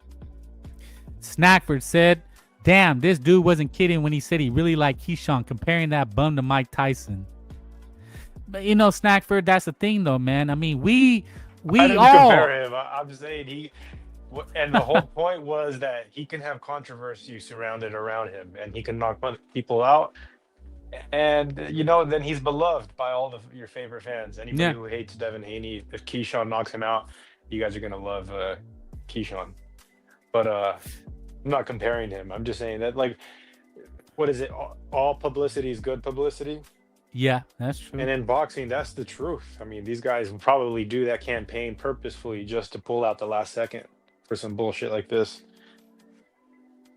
I don't like what Keyshawn did. In fact, I think when I watched the Nahir Albright fight, I saw the same holes that Devin Haney probably saw. He's like, yeah, I'll take that fight.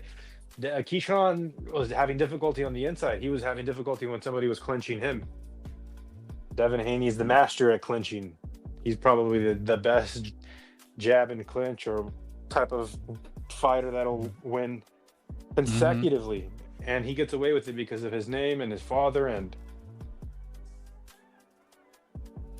okay, I'm a little confused because, like, you say those things, but then you say you like him. I do. I like watching him fight. But then you acknowledge his jabbing and clinching, and it's ugly. Well, yeah. I mean, that's one of the ways he finds a way to win. Okay, so Devin Haney is gonna win a lot of the rounds against the very best in that division. Okay. He's gonna find a way to win. Like, no, but I'm confused because you like it. But then when you tell me, it sounds like you don't like it. You're like, yeah, he does that. That's up to the referee to stop the clinching. I mean, you get away with he's any way to win, right? So no, but I mean, you as the fan, he's not a knockout puncher. He's not Duran Buchanan. I know, but I mean, but Funchuck, you as the fan, like I'm just telling you, I don't like it. I can't stand it, and so I'll trash him. But I'm interested because I'm like I'm here. I hear you say it, but then you like it. So Do you understand what I'm saying? yeah, I mean, like I said, he finds a way to win, right? And it's up to the referee to stop the clinching. I personally don't like the clinching as much, and I think that's going to be his downfall.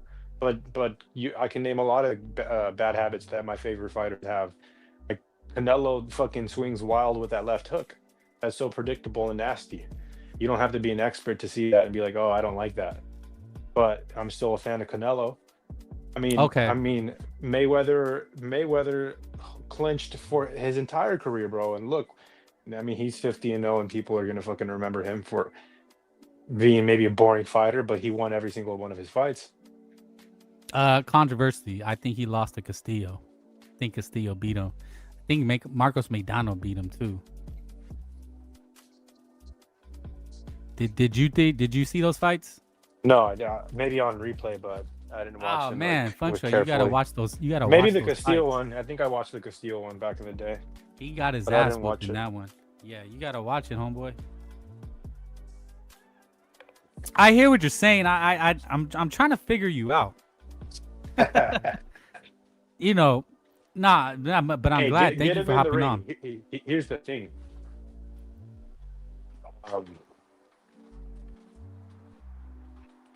What? Get it? I'm a fan of watching the fights. Like I actually don't like to be emotionally invested at all. Because then I'm biased. Actually, like watching fights, not having anything tied to the fight, because you Right. can just watch it. And as I'm a fan first, actually don't care. After Canelo retires, that's my favorite fighter. But after he retires, I'm not going to have an emotional attachment to any of these other fighters. So Don't you think that? But don't a you think fan of that's boxing. impossible? Well, I mean, you can try to, but when you watch boxing as a fan, like you can watch the undercard and be amazed with an undercard fight. You don't need a name. You don't need the names to hit the like. The link is in the chat. Okay, so you're a fan of the. Okay, so you're saying you're trying to be objective, and you don't like to get emotionally invested in the fighters. What about Ennis and Ortiz? What was your take on that fight? Who were you invested in? Were you invested? Zayas or because I mean Ortiz has. No, I don't know. That's what I'm asking. Like, well, that fight hasn't happened, bro. No, I mean, I'm sorry, Zayas and Jaron Ennis. Oh, so I mean, I wanted Zayas to win because I always side with the underdog. Okay. And I'm the underdog guy. Like I would love to see the guy beat Boots because Boots is the boogeyman. But I also didn't really care. I wanted to see a great fight, and I didn't put any money on it. And like I just watched that play out because I was there in New York, and that was a great moment. Great moment to experience in person. That was like the best. That round was the best round I've ever witnessed in boxing.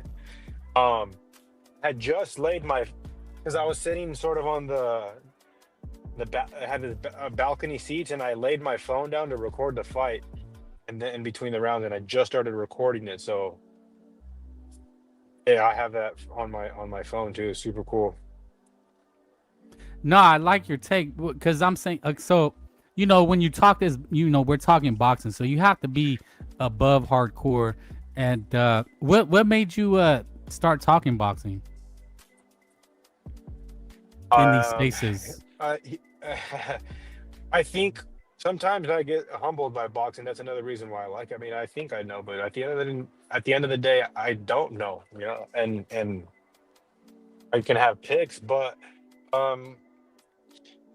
I started talking boxing with my trainer, who is a boxing nerd, and he would invite me over to his house, and we'd have dinner with his wife, and we would watch fights, and he would break down the history of a lot of these fights. And can I ask you? You don't have to give personal information, but what is an older guy? What's his nationality? Yeah, he's a white older guy. Older white guy. Okay. I'm a custom auto, bro. Literally custom auto. Okay. And so what would he tell you? How is he trying to introduce you to boxing?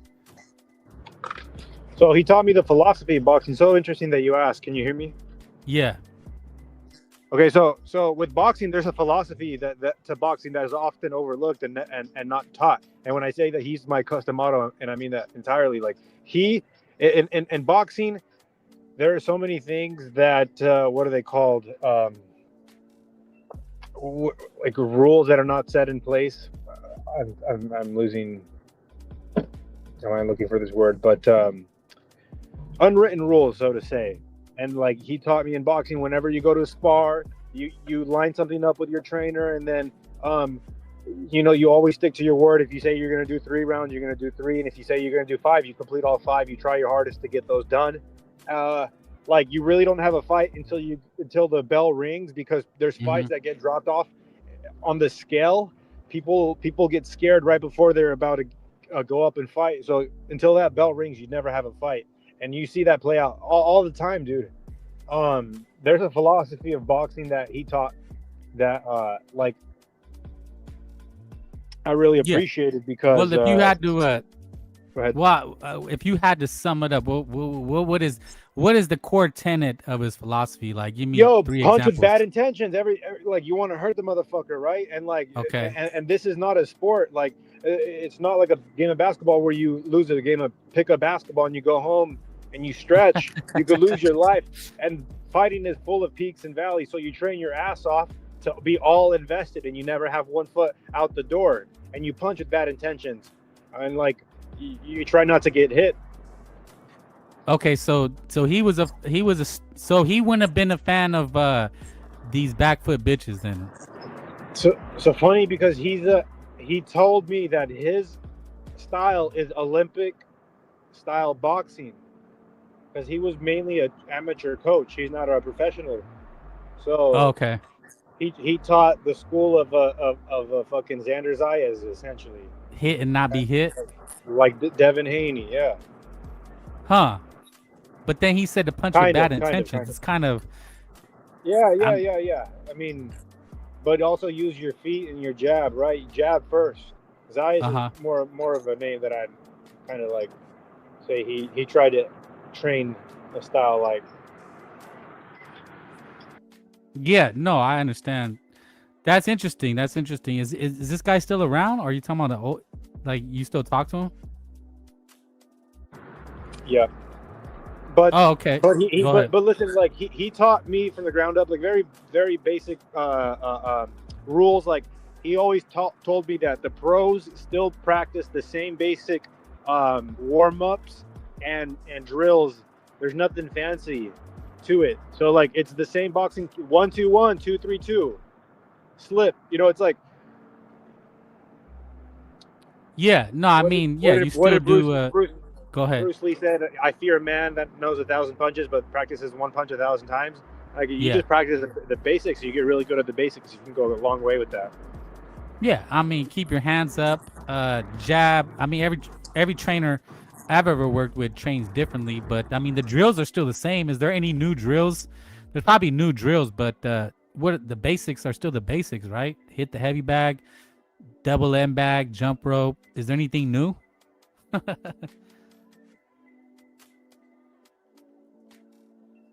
That's the thing. Well, Fun Truck sounds like he's on the road, breaking down the philosophy of boxing. But one thing, Fun Truck, just hop in when I don't know what you're doing, but I'll just keep. Yeah, I am driving, so I'm just trying to mute up. But it's okay. Yeah, we were talking about the philosophy of boxing. What about road work? Well, road work is something you do on your own. That's what I remember. When I was in the gym, when I first started boxing, it was up to me to do my own. It was up to the fighter. The trainer wasn't going to go to your house and fucking wake you up at 5. You had to do your road work. You only worked with the trainer when you were ready to spar or mitts, if you were lucky, right? Because, a trainer in a regular boxing gym might have 10 kids. So you go in, you do your own wraps. Unless you're a pro, you get your hands wrapped, but regular people, right? I mean, boxing gyms are crazy things, right? Because it's kids, it's adults, You go in and you do your road work on your own. You're supposed to run on your own. Nobody, this. I don't know what we're thinking. Now we're talking about pros or Olympians. Yeah, then they have coaches that do road work. If you're Canelo, you have a whole team and Manny, right? But the average person, you run your miles at home or in the park, and then you go to the gym in the afternoon, or maybe you run at night at 24-hour fitness. So, and then you do your drills at the gym. When you go to the gym is really to do the sparring, right? Or you do mitt work, or you work with your trainer, shadow boxing, someone observing you. But most of the things in boxing, you're going to do on your own, unless you're a special kid that's winning. And you get in the ring alone and nobody fights for you. And the ring is the four walls of truth. Everything gets exposed in there. And you basically are so putting yourself in a vulnerable state every time you get in the ring. It's almost like you're exposing yourself to the world, and you're letting your nuts hang. This is how, at the end of the day, this is if you got in an argument with somebody, this is how you get down. And the boxing ring is the four walls of truth. People crumble in there sometimes. They're not meant for it. There's always these stories of gym wars and sparring warriors. But when it's time for the lights to come on and you fight underneath all that pressure, it sucks having to wait until 7 p.m., 9 o'clock at night to fight. Imagine waking up and be like, okay, I have to fight later on. You're not getting any sleep the night before. But yet again, these professionals, the ones that do it time in and time out, they're the ones that perform at the highest level every single time. It doesn't matter if they have to wait till midnight. Sometimes in the East Coast or the West Coast, you're fighting at 4 in the morning overseas. Yeah, like it's so natural to somebody who's fighting often. That's why I'm a big proponent of activity. If you're getting in the ring, I'm a fan, because that's what's crushing all these. Imagine being a young fighter under 30 and only fighting once a year. That's a shame. That's an absolute shame. You get money, that's fine. Like you call yourself a prize fighter for sure, but being in your prime under 30 and only fighting once a year is a fucking crime. You should have to pay sanctioning fees for that. No doubt. So you said talk, but I asked you, so how did you start talking boxing? So you said you were talking with your trainer. So I've just always loved it. I sort of learned as an adult. I didn't learn boxing as a kid, but I think I had a more mature mindset. I was also being taught not just how to box, but I was also being taught how to coach from my trainer. And then just like watching the Boxing Voice and then jumping on Marco's channel, I ended up like jumping on the panel. And you become friends with people who know stuff about boxing, sometimes more than me. There's a lot of guys who've watched a lot more film than me. And I don't know the history of it actually, and I don't really care for going back and watching every single old fight. Yeah, no, I'm the same way. I'm not a historian, and I've listened to other places. So there's a reason I'm asking you these questions, because that's why I'm asking you, because you said you try not to be objective, but don't listening to boxing places like you said, or you go to places and you talk boxing, and that's what everybody says though. Oh, I'm objective. I'm not biased. I just like boxing. But I don't believe it. We all are. I mean, that's why I'm asking you, because it's like that's why, don't you think it's hard to be objective and not be biased, because that's what everybody says.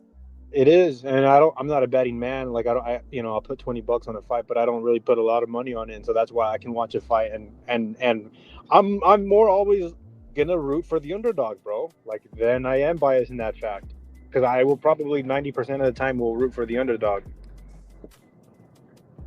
So what does that make me? That's a bias towards the underdog. I think most people are that way, because look at anytime America gets anywhere in soccer, like we're rooting for the underdog. Like, dude, come on, they have no chance. I think that's just Americans, is that they love the underdog story. Like, look, Rocky is gonna have a new movie, and that's completely what Rocky's built upon, right? The no-hoper, the underdog. It's just a fantasy. It's a fantasy we all have, that the underdog has a chance. You know, I've always been a pessimist though, right? Like I mean, I've got arguments with, because I'm more of a pessimistic person. I think I'm a pessimist by nature. So I'm just like, the underdog has no chance. You know what I'm saying? Yeah, and I'm a fucking optimist. I'm an optimist through and through then, because I can tell. I'm always hoping for the best. You know, but lately I've been really fucking down with boxing because you're not getting shipped. Fuck, bro.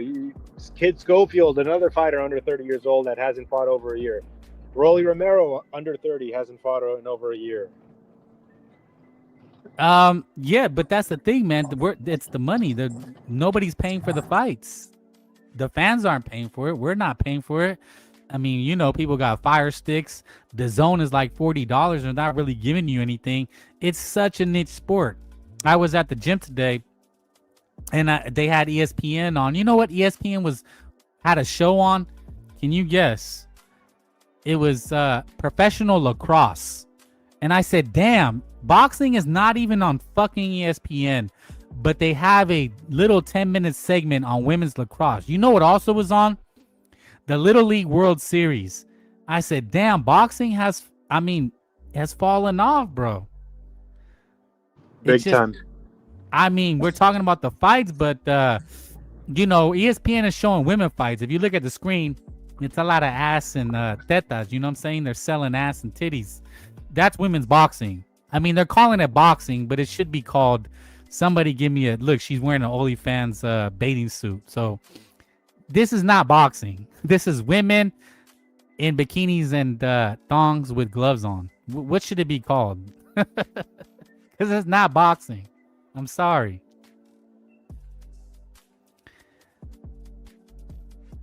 But yeah, no, I mean, the big fights, we had big fights. We get them once in a while, but it takes a fighter stepping up. You know, Xander Zayas stepped up to the plate. I can give you 3 fights that I would love to see lined up right now. I would love to see Virgil versus Xander. That would be a good fight. Fucking Virgil versus Boots.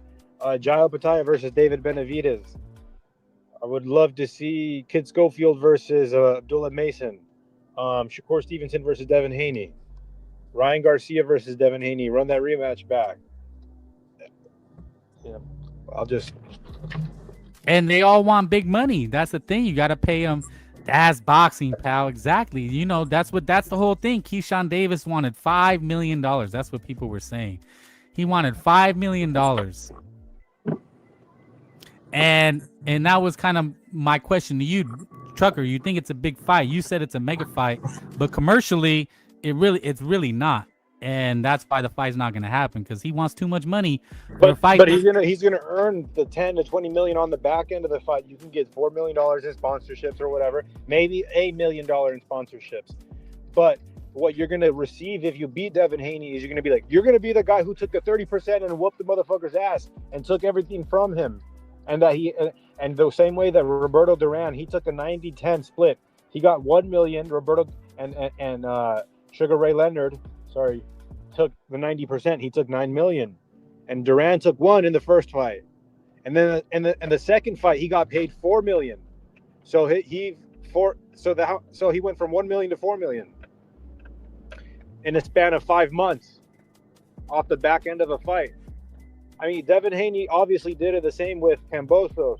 Like he took the 30 or the 25% split, whatever that, but he knew that he was going to win a lot more. And Kambosos is a cherry, but yeah, okay. I'm glad there's so much that you can win or lose. You're going to make money.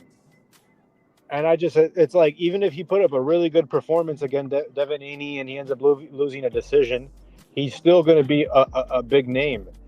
But yeah, to each their own. He wanted to keep that O, and Jay Prince probably maneuvered him in the wrong direction. Yeah, I mean, I get it, but it's probably more on the lines of what you said. That's what I'm seeing now. People are saying, well, he just didn't want to lose the O. But I talked to Mr. BDA at We Lost Fun Truck again. He said, why is anybody so afraid of Devin Haney? Fucker the Trucker is back.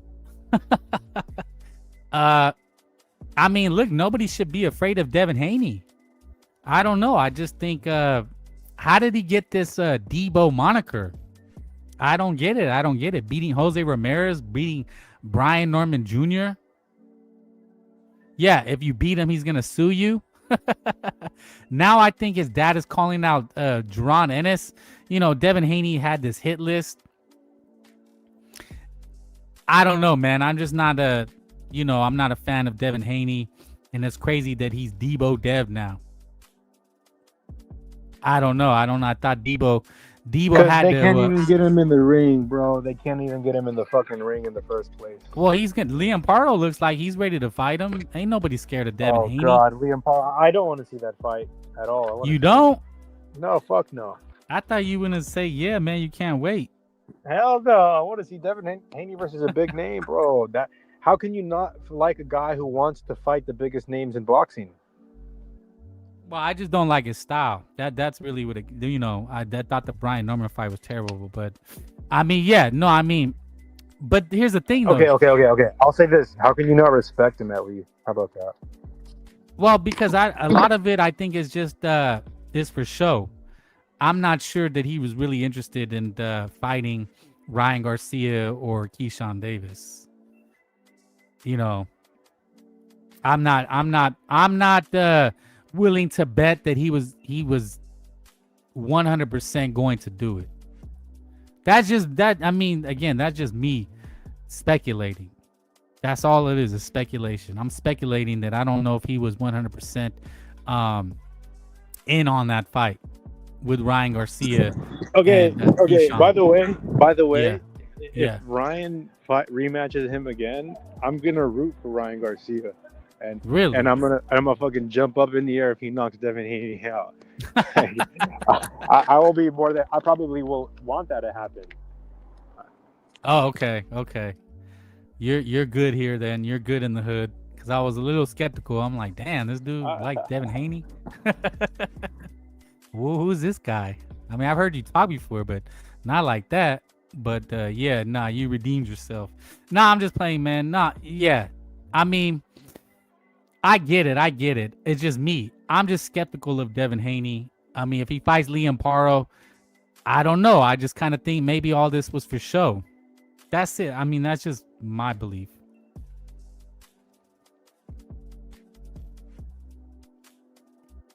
Was Devin Haney really serious about fighting Keyshawn Davis? That's just a question that I have. Because with people, you got to understand that there's people that are on the side of Keyshawn Davis and Shakur Stevenson. So, if you're on the side of Devin Haney, I understand that. But a lot of people make good arguments why Devin Haney wasn't serious.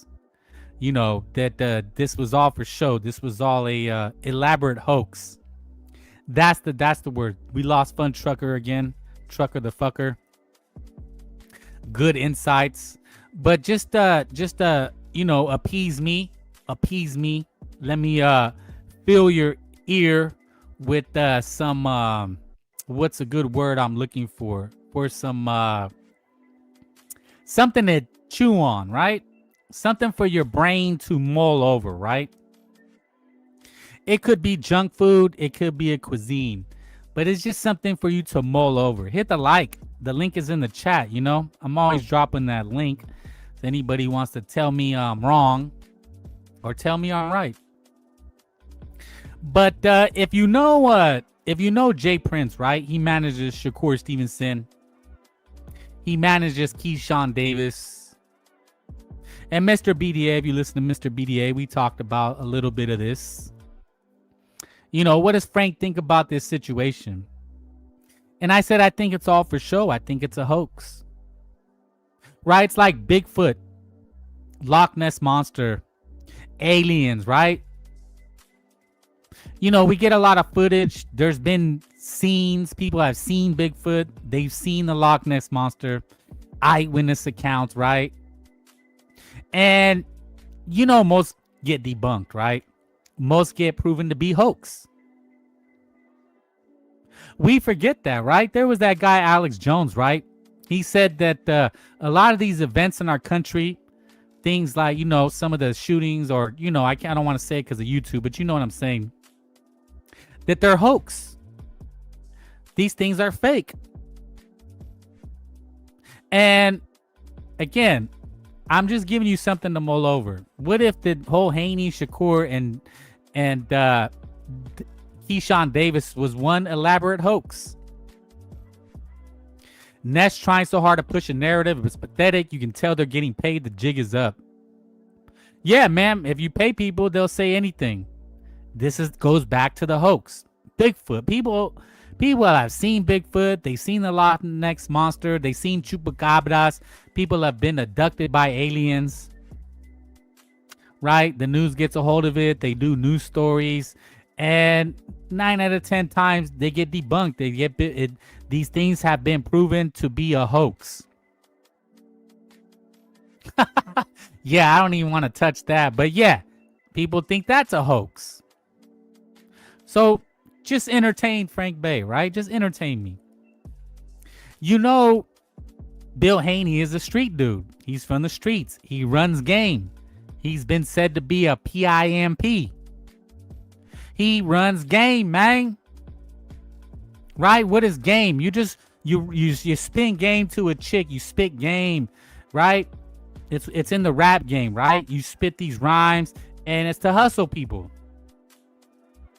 Boxing has been considered a hustle, right? They call it money laundering, sports washing. That's what they accuse Turkey al-Sheikh, 50-0 in the streets, exactly. And we know Jay Prince, who manages Keyshan Davis and manages Shakur Stevenson, right? Where is he from? He's from the rap game. What is the rap game? Well, the rap game is when rappers, you know, they release tracks and they diss each other. What does that do? Well, it creates rap beef. And one camp will shoot at the other camp, or they'll fight backstage at a rap concert. And what happens? The fans go, ooh, you know, 50 Cent and Ja Rule, or 50 Cent is going against Papoose. 50 Cent is against Mayweather. Right? So, you know, the rap game, the rap industry realized with Tupac and Biggie Shakur. I mean, Tupac Shakur and Biggie Smalls, they seen that there was a market for beef, that the fans ate it up. Oh, so-and-so dissed so-and-so. And so for the last 20, 30 years, rap has gone mainstream because the rappers beef. And in the last 5 years, you know, what's happened is that, you know, that the rap has turned real in the streets, right? That these rappers are actually gunning each other down in the streets over rap beef. But before that, it was to sell records. They realized, oh, you know, if I beef with who's a rapper? If Drake is always Drake beefing with Pusha T, or Drake beefing with the Future, or whoever, right? Whatever rap names there is, right? They realized there's a market. Oh, these guys, people buy albums because Drake dissed somebody, or somebody dissed Drake, right? Lil Wayne dissed somebody. And if you look at boxing, a lot of boxing, you know, a lot of the boxers, Earl Spence, Floyd Mayweather, you know, they associate with the rappers. They're managed by rappers. 50 Cent was in boxing. Jay-Z was in boxing. You have this figure like Jay Prince is in boxing. And then you have a street dude like Devin Haney. And again, this is just a speculation. This is just me thinking about the situation. What if this is just an elaborate hoax from both parties? You know, they said, hey, man, you know, let's create this beef. Let's get our profiles up. And if you notice, this has happened. It correlates with Shakur and Haney both getting big deals. So they did this rap beef, right? This hoax of a beef, and they present this idea that they're big names in the sport. When in reality, Devin Haney doesn't really sell. He's been an undercard fighter. You just seen Sojiz talking about it. Keyshan Davis, you know, is not really a big name. He's really done nothing in the sport. That's why I never believed Haney and Davis was a realistic fight. And I know Fun Truck says it's a big fight, but it's a big fight for hardcores. But commercially, Ryan Garcia and Conor Benn is just a bigger fight. Hit the like. The link is in the chat. So I'm just thinking that's an angle that Frank Bay thinks that is possible. It is highly possible. What if this is just one big hoax from the Shakur camp and the Haney camp, and Keyshan Davis is a casualty? Because, you know, when Tupac and Biggie Smalls were beefing, people were getting shot. People were dying. I think at camp, it was Death Row and Puff Daddy, what was it, Bad Boy Records? You know, I think a bodyguard had got shot, and there were people who got shot on both sides and got unalived. And but, you know, the main people, you know, they were not assassinated. But then eventually, you know, both guys got taken out, right? But people speculated that Tupac is still alive, right? People believe that Tupac is still alive somewhere because they believe that it was fake rap beef. A lot of these beefs have been manufactured to sell records. What if this is a strategy in boxing? What if this was just an elaborate hoax and Keyshan Davis was a collateral damage?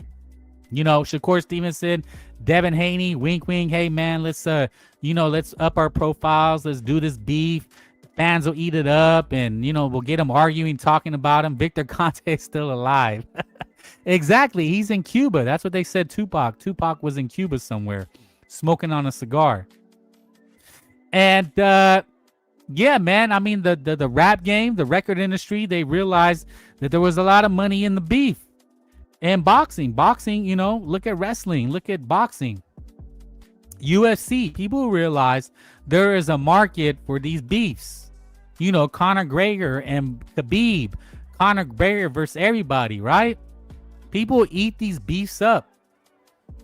And Devin Haney looks better, right? He looks like Debo Dev. Shakur, he looks better. He's got a deal with Zuffa. And just like in the Bad Boy and Death Row beef, you know, they were beefing with Eazy-E. 50 Cent beef with Ja Rule. 50 Cent beef with Floyd Mayweather. Remember when 50 Cent exposed Floyd Mayweather as that he can't read? Right? What if people, they realize that it makes money? You know, and a lot of these guys, they hang with the rappers. They want to be rappers. The rappers want to hang around them. And they said, hey, man, you know, it makes money. The fans eat it up. You know, but see, the problem is, like in the rap beef, that people do get shot and people do get hurt. But, you know, it's always the side characters, right? The main characters are always protected, but these side characters, they're the ones that catch the bullet. You see the video of Haney squatting 500 pounds, snacky snack. Yeah, I did see that. But, you know, that's kind of what I think, man. What if this is all just manufactured? You know, because that's what we're talking about. It gets the people talking. Two Tone says, nah, Shakur got to drop a fight day. Showbiz trying to pack him up. This ought to be interesting. This is back in 2021. Shakur said, I can go to 140 or 147. A lot of people think I'm little, but I'm not.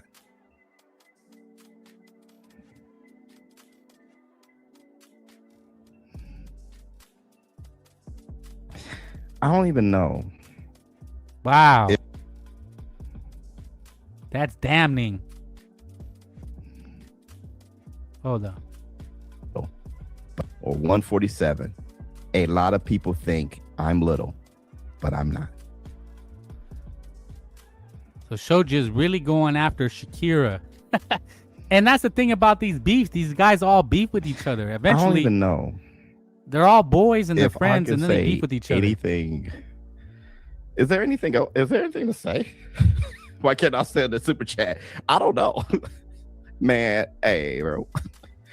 That right there was 5 years ago. You were big enough to be 147 5 years ago, dog. Now I'm small. 5 years ago, how does that work?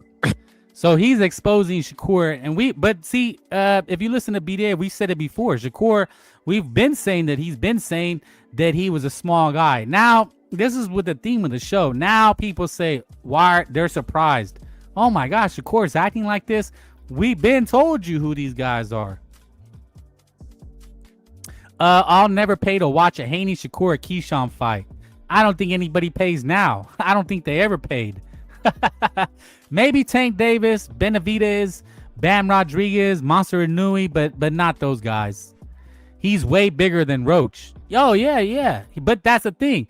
He's been said this. They've been knowing what he said, but they were protecting him. Shakur looked big versus Peta. Yeah, when we said that, they said, oh, nah, you're tripping. You're just hating. He looked strong versus Peta. Bro. This has been a common thing. We've been saying this. This is nothing new. See, that's the problem, is that everybody's looking brand new, or everybody's acting brand new. Why is everybody acting brand new?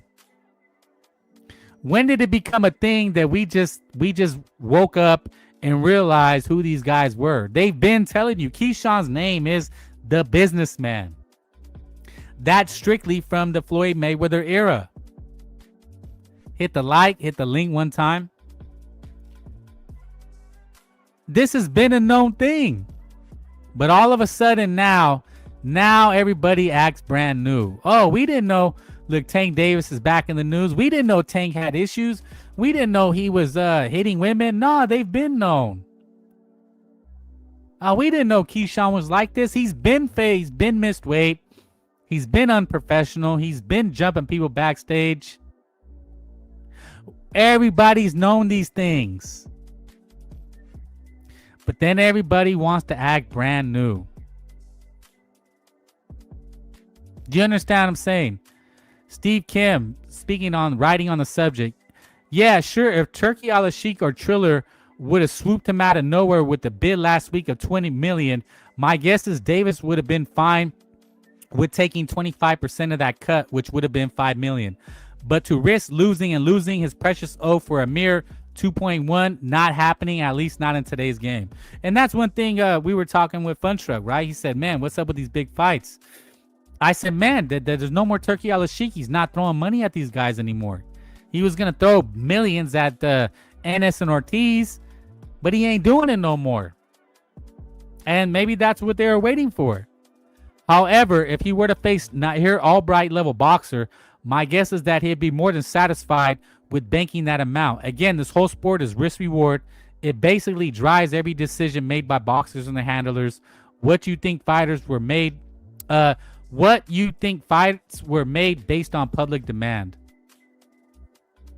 And that's the thing. If it's not really a big fight, so there's not really going to be a lot of money for it, and it's not enough to risk. The O means more. So Tito Mercado is talking about it. Everybody's talking about it. This is the big news. But again, why is everybody acting surprised? Why is everybody so brand new?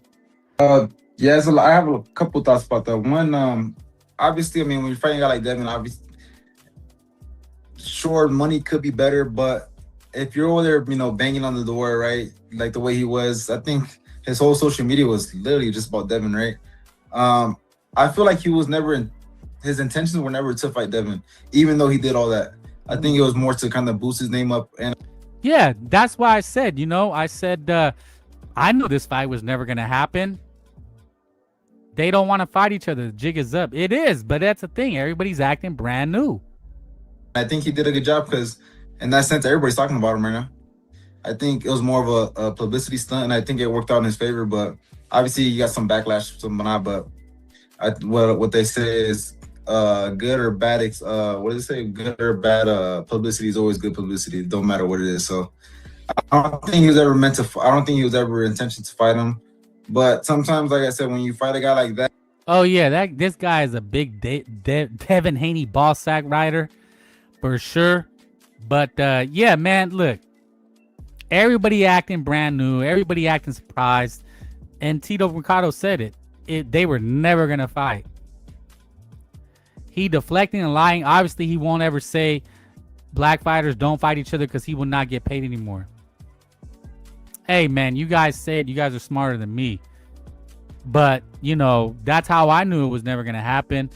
But people act brand new. They kind of, you know, don't want to say what it really is. And they kind of pussyfoot around what it really amounts to.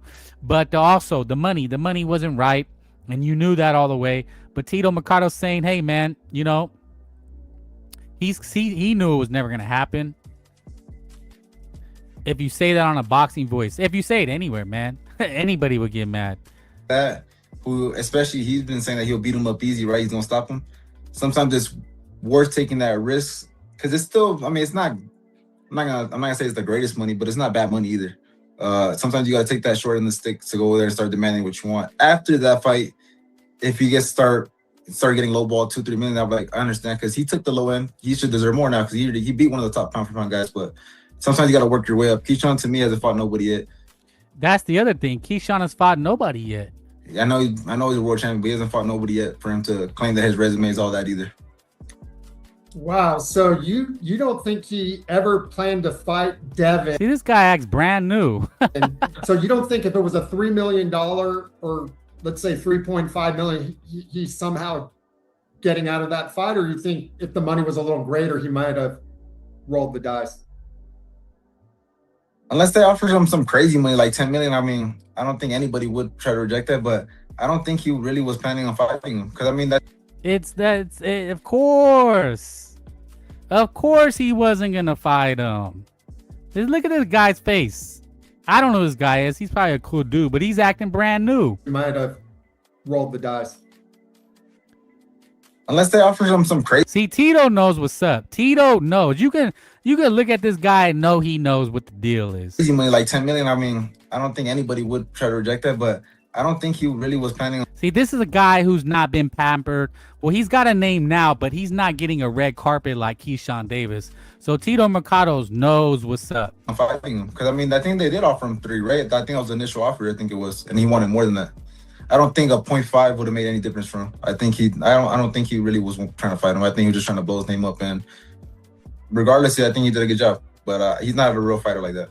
He ain't a real fighter like that. Thank you, Tito. Now, let me ask you this personally. If let's say today you're a big 140 pounder, right? I mean, you're. So Tito Mercado basically flambés Keyshawn and says he was never serious. Maton, stop going to TBV. I stopped listening to them after Haney got his ass beat by Ryan. They were on S-Watch, especially Danny Alvarez, that weirdo. Yeah, that guy's kind of a weirdo. So there it is, man. Tito Mercado, he knows what time it is. He ain't brand new. You understand what I'm saying? He knows what time it is. He knows it was never, Keyshawn was never going to fight, but I knew that. But the problem is everybody, the media, you know, social media people, oh my God, I can't believe it. Like, bro, it was all for show. It was all an elaborate hoax, and you fell in the trap. You thought there was Bigfoot. You thought Bigfoot was coming out, right? When they told you the Loch Ness Monster was going to be revealed, you bought it. Oh, shit, it's going to happen. Nah, bro. It was a hoax. It was rat beef. It was all for show. It was never going to happen. There was no intention. And then Haney will go his way. Keyshawn will go his way. Shakur will go his way. And it's business as usual. And, you know, fans are left wondering, what happened? What happened? Dude, there's a pact. There's a pact. They work together behind closed doors. You know, it just is what it is. They've been telling you this. They've been told you they're not going to fight each other. They've been told you this. You know, showbiz is telling you what Shakur said. They have the receipts, but people are acting brand new. Oh, he's a small guy. Oh, he said it. But people like Frank Bay have been told you. We've been, you know, I hate to say it, but we've been talking about it. We've always had these conversations and kind of pulled back the curtain. So, you know, but look, man, if you listen to who you listen to mainstream media, you know, there's other places, you know, they're going to propagate whatever narrative they want. And people are going to argue about Keyshawn and Devin all day, every day till the sun comes up. And they're going to act brand new. Oh, I can't, who said he said no? This guy said this guy. Haney said this. Dude, it was a hoax. It was all for show. It was rap beef. They planned it. Jay Prince is from the rap game. He manages rappers. He knows how to manufacture these things. Same with Bill Haney. He's a street dude. He runs game. He runs PIMP game. Everybody's got game ran on him. And they up their profiles and they're gonna get easier fights. It's all game, man. You know what I'm saying? And we thought it was Bigfoot. We thought we were gonna get the reveal of Bigfoot. We thought we seen the aliens land. We thought such and such was beefing with such and such.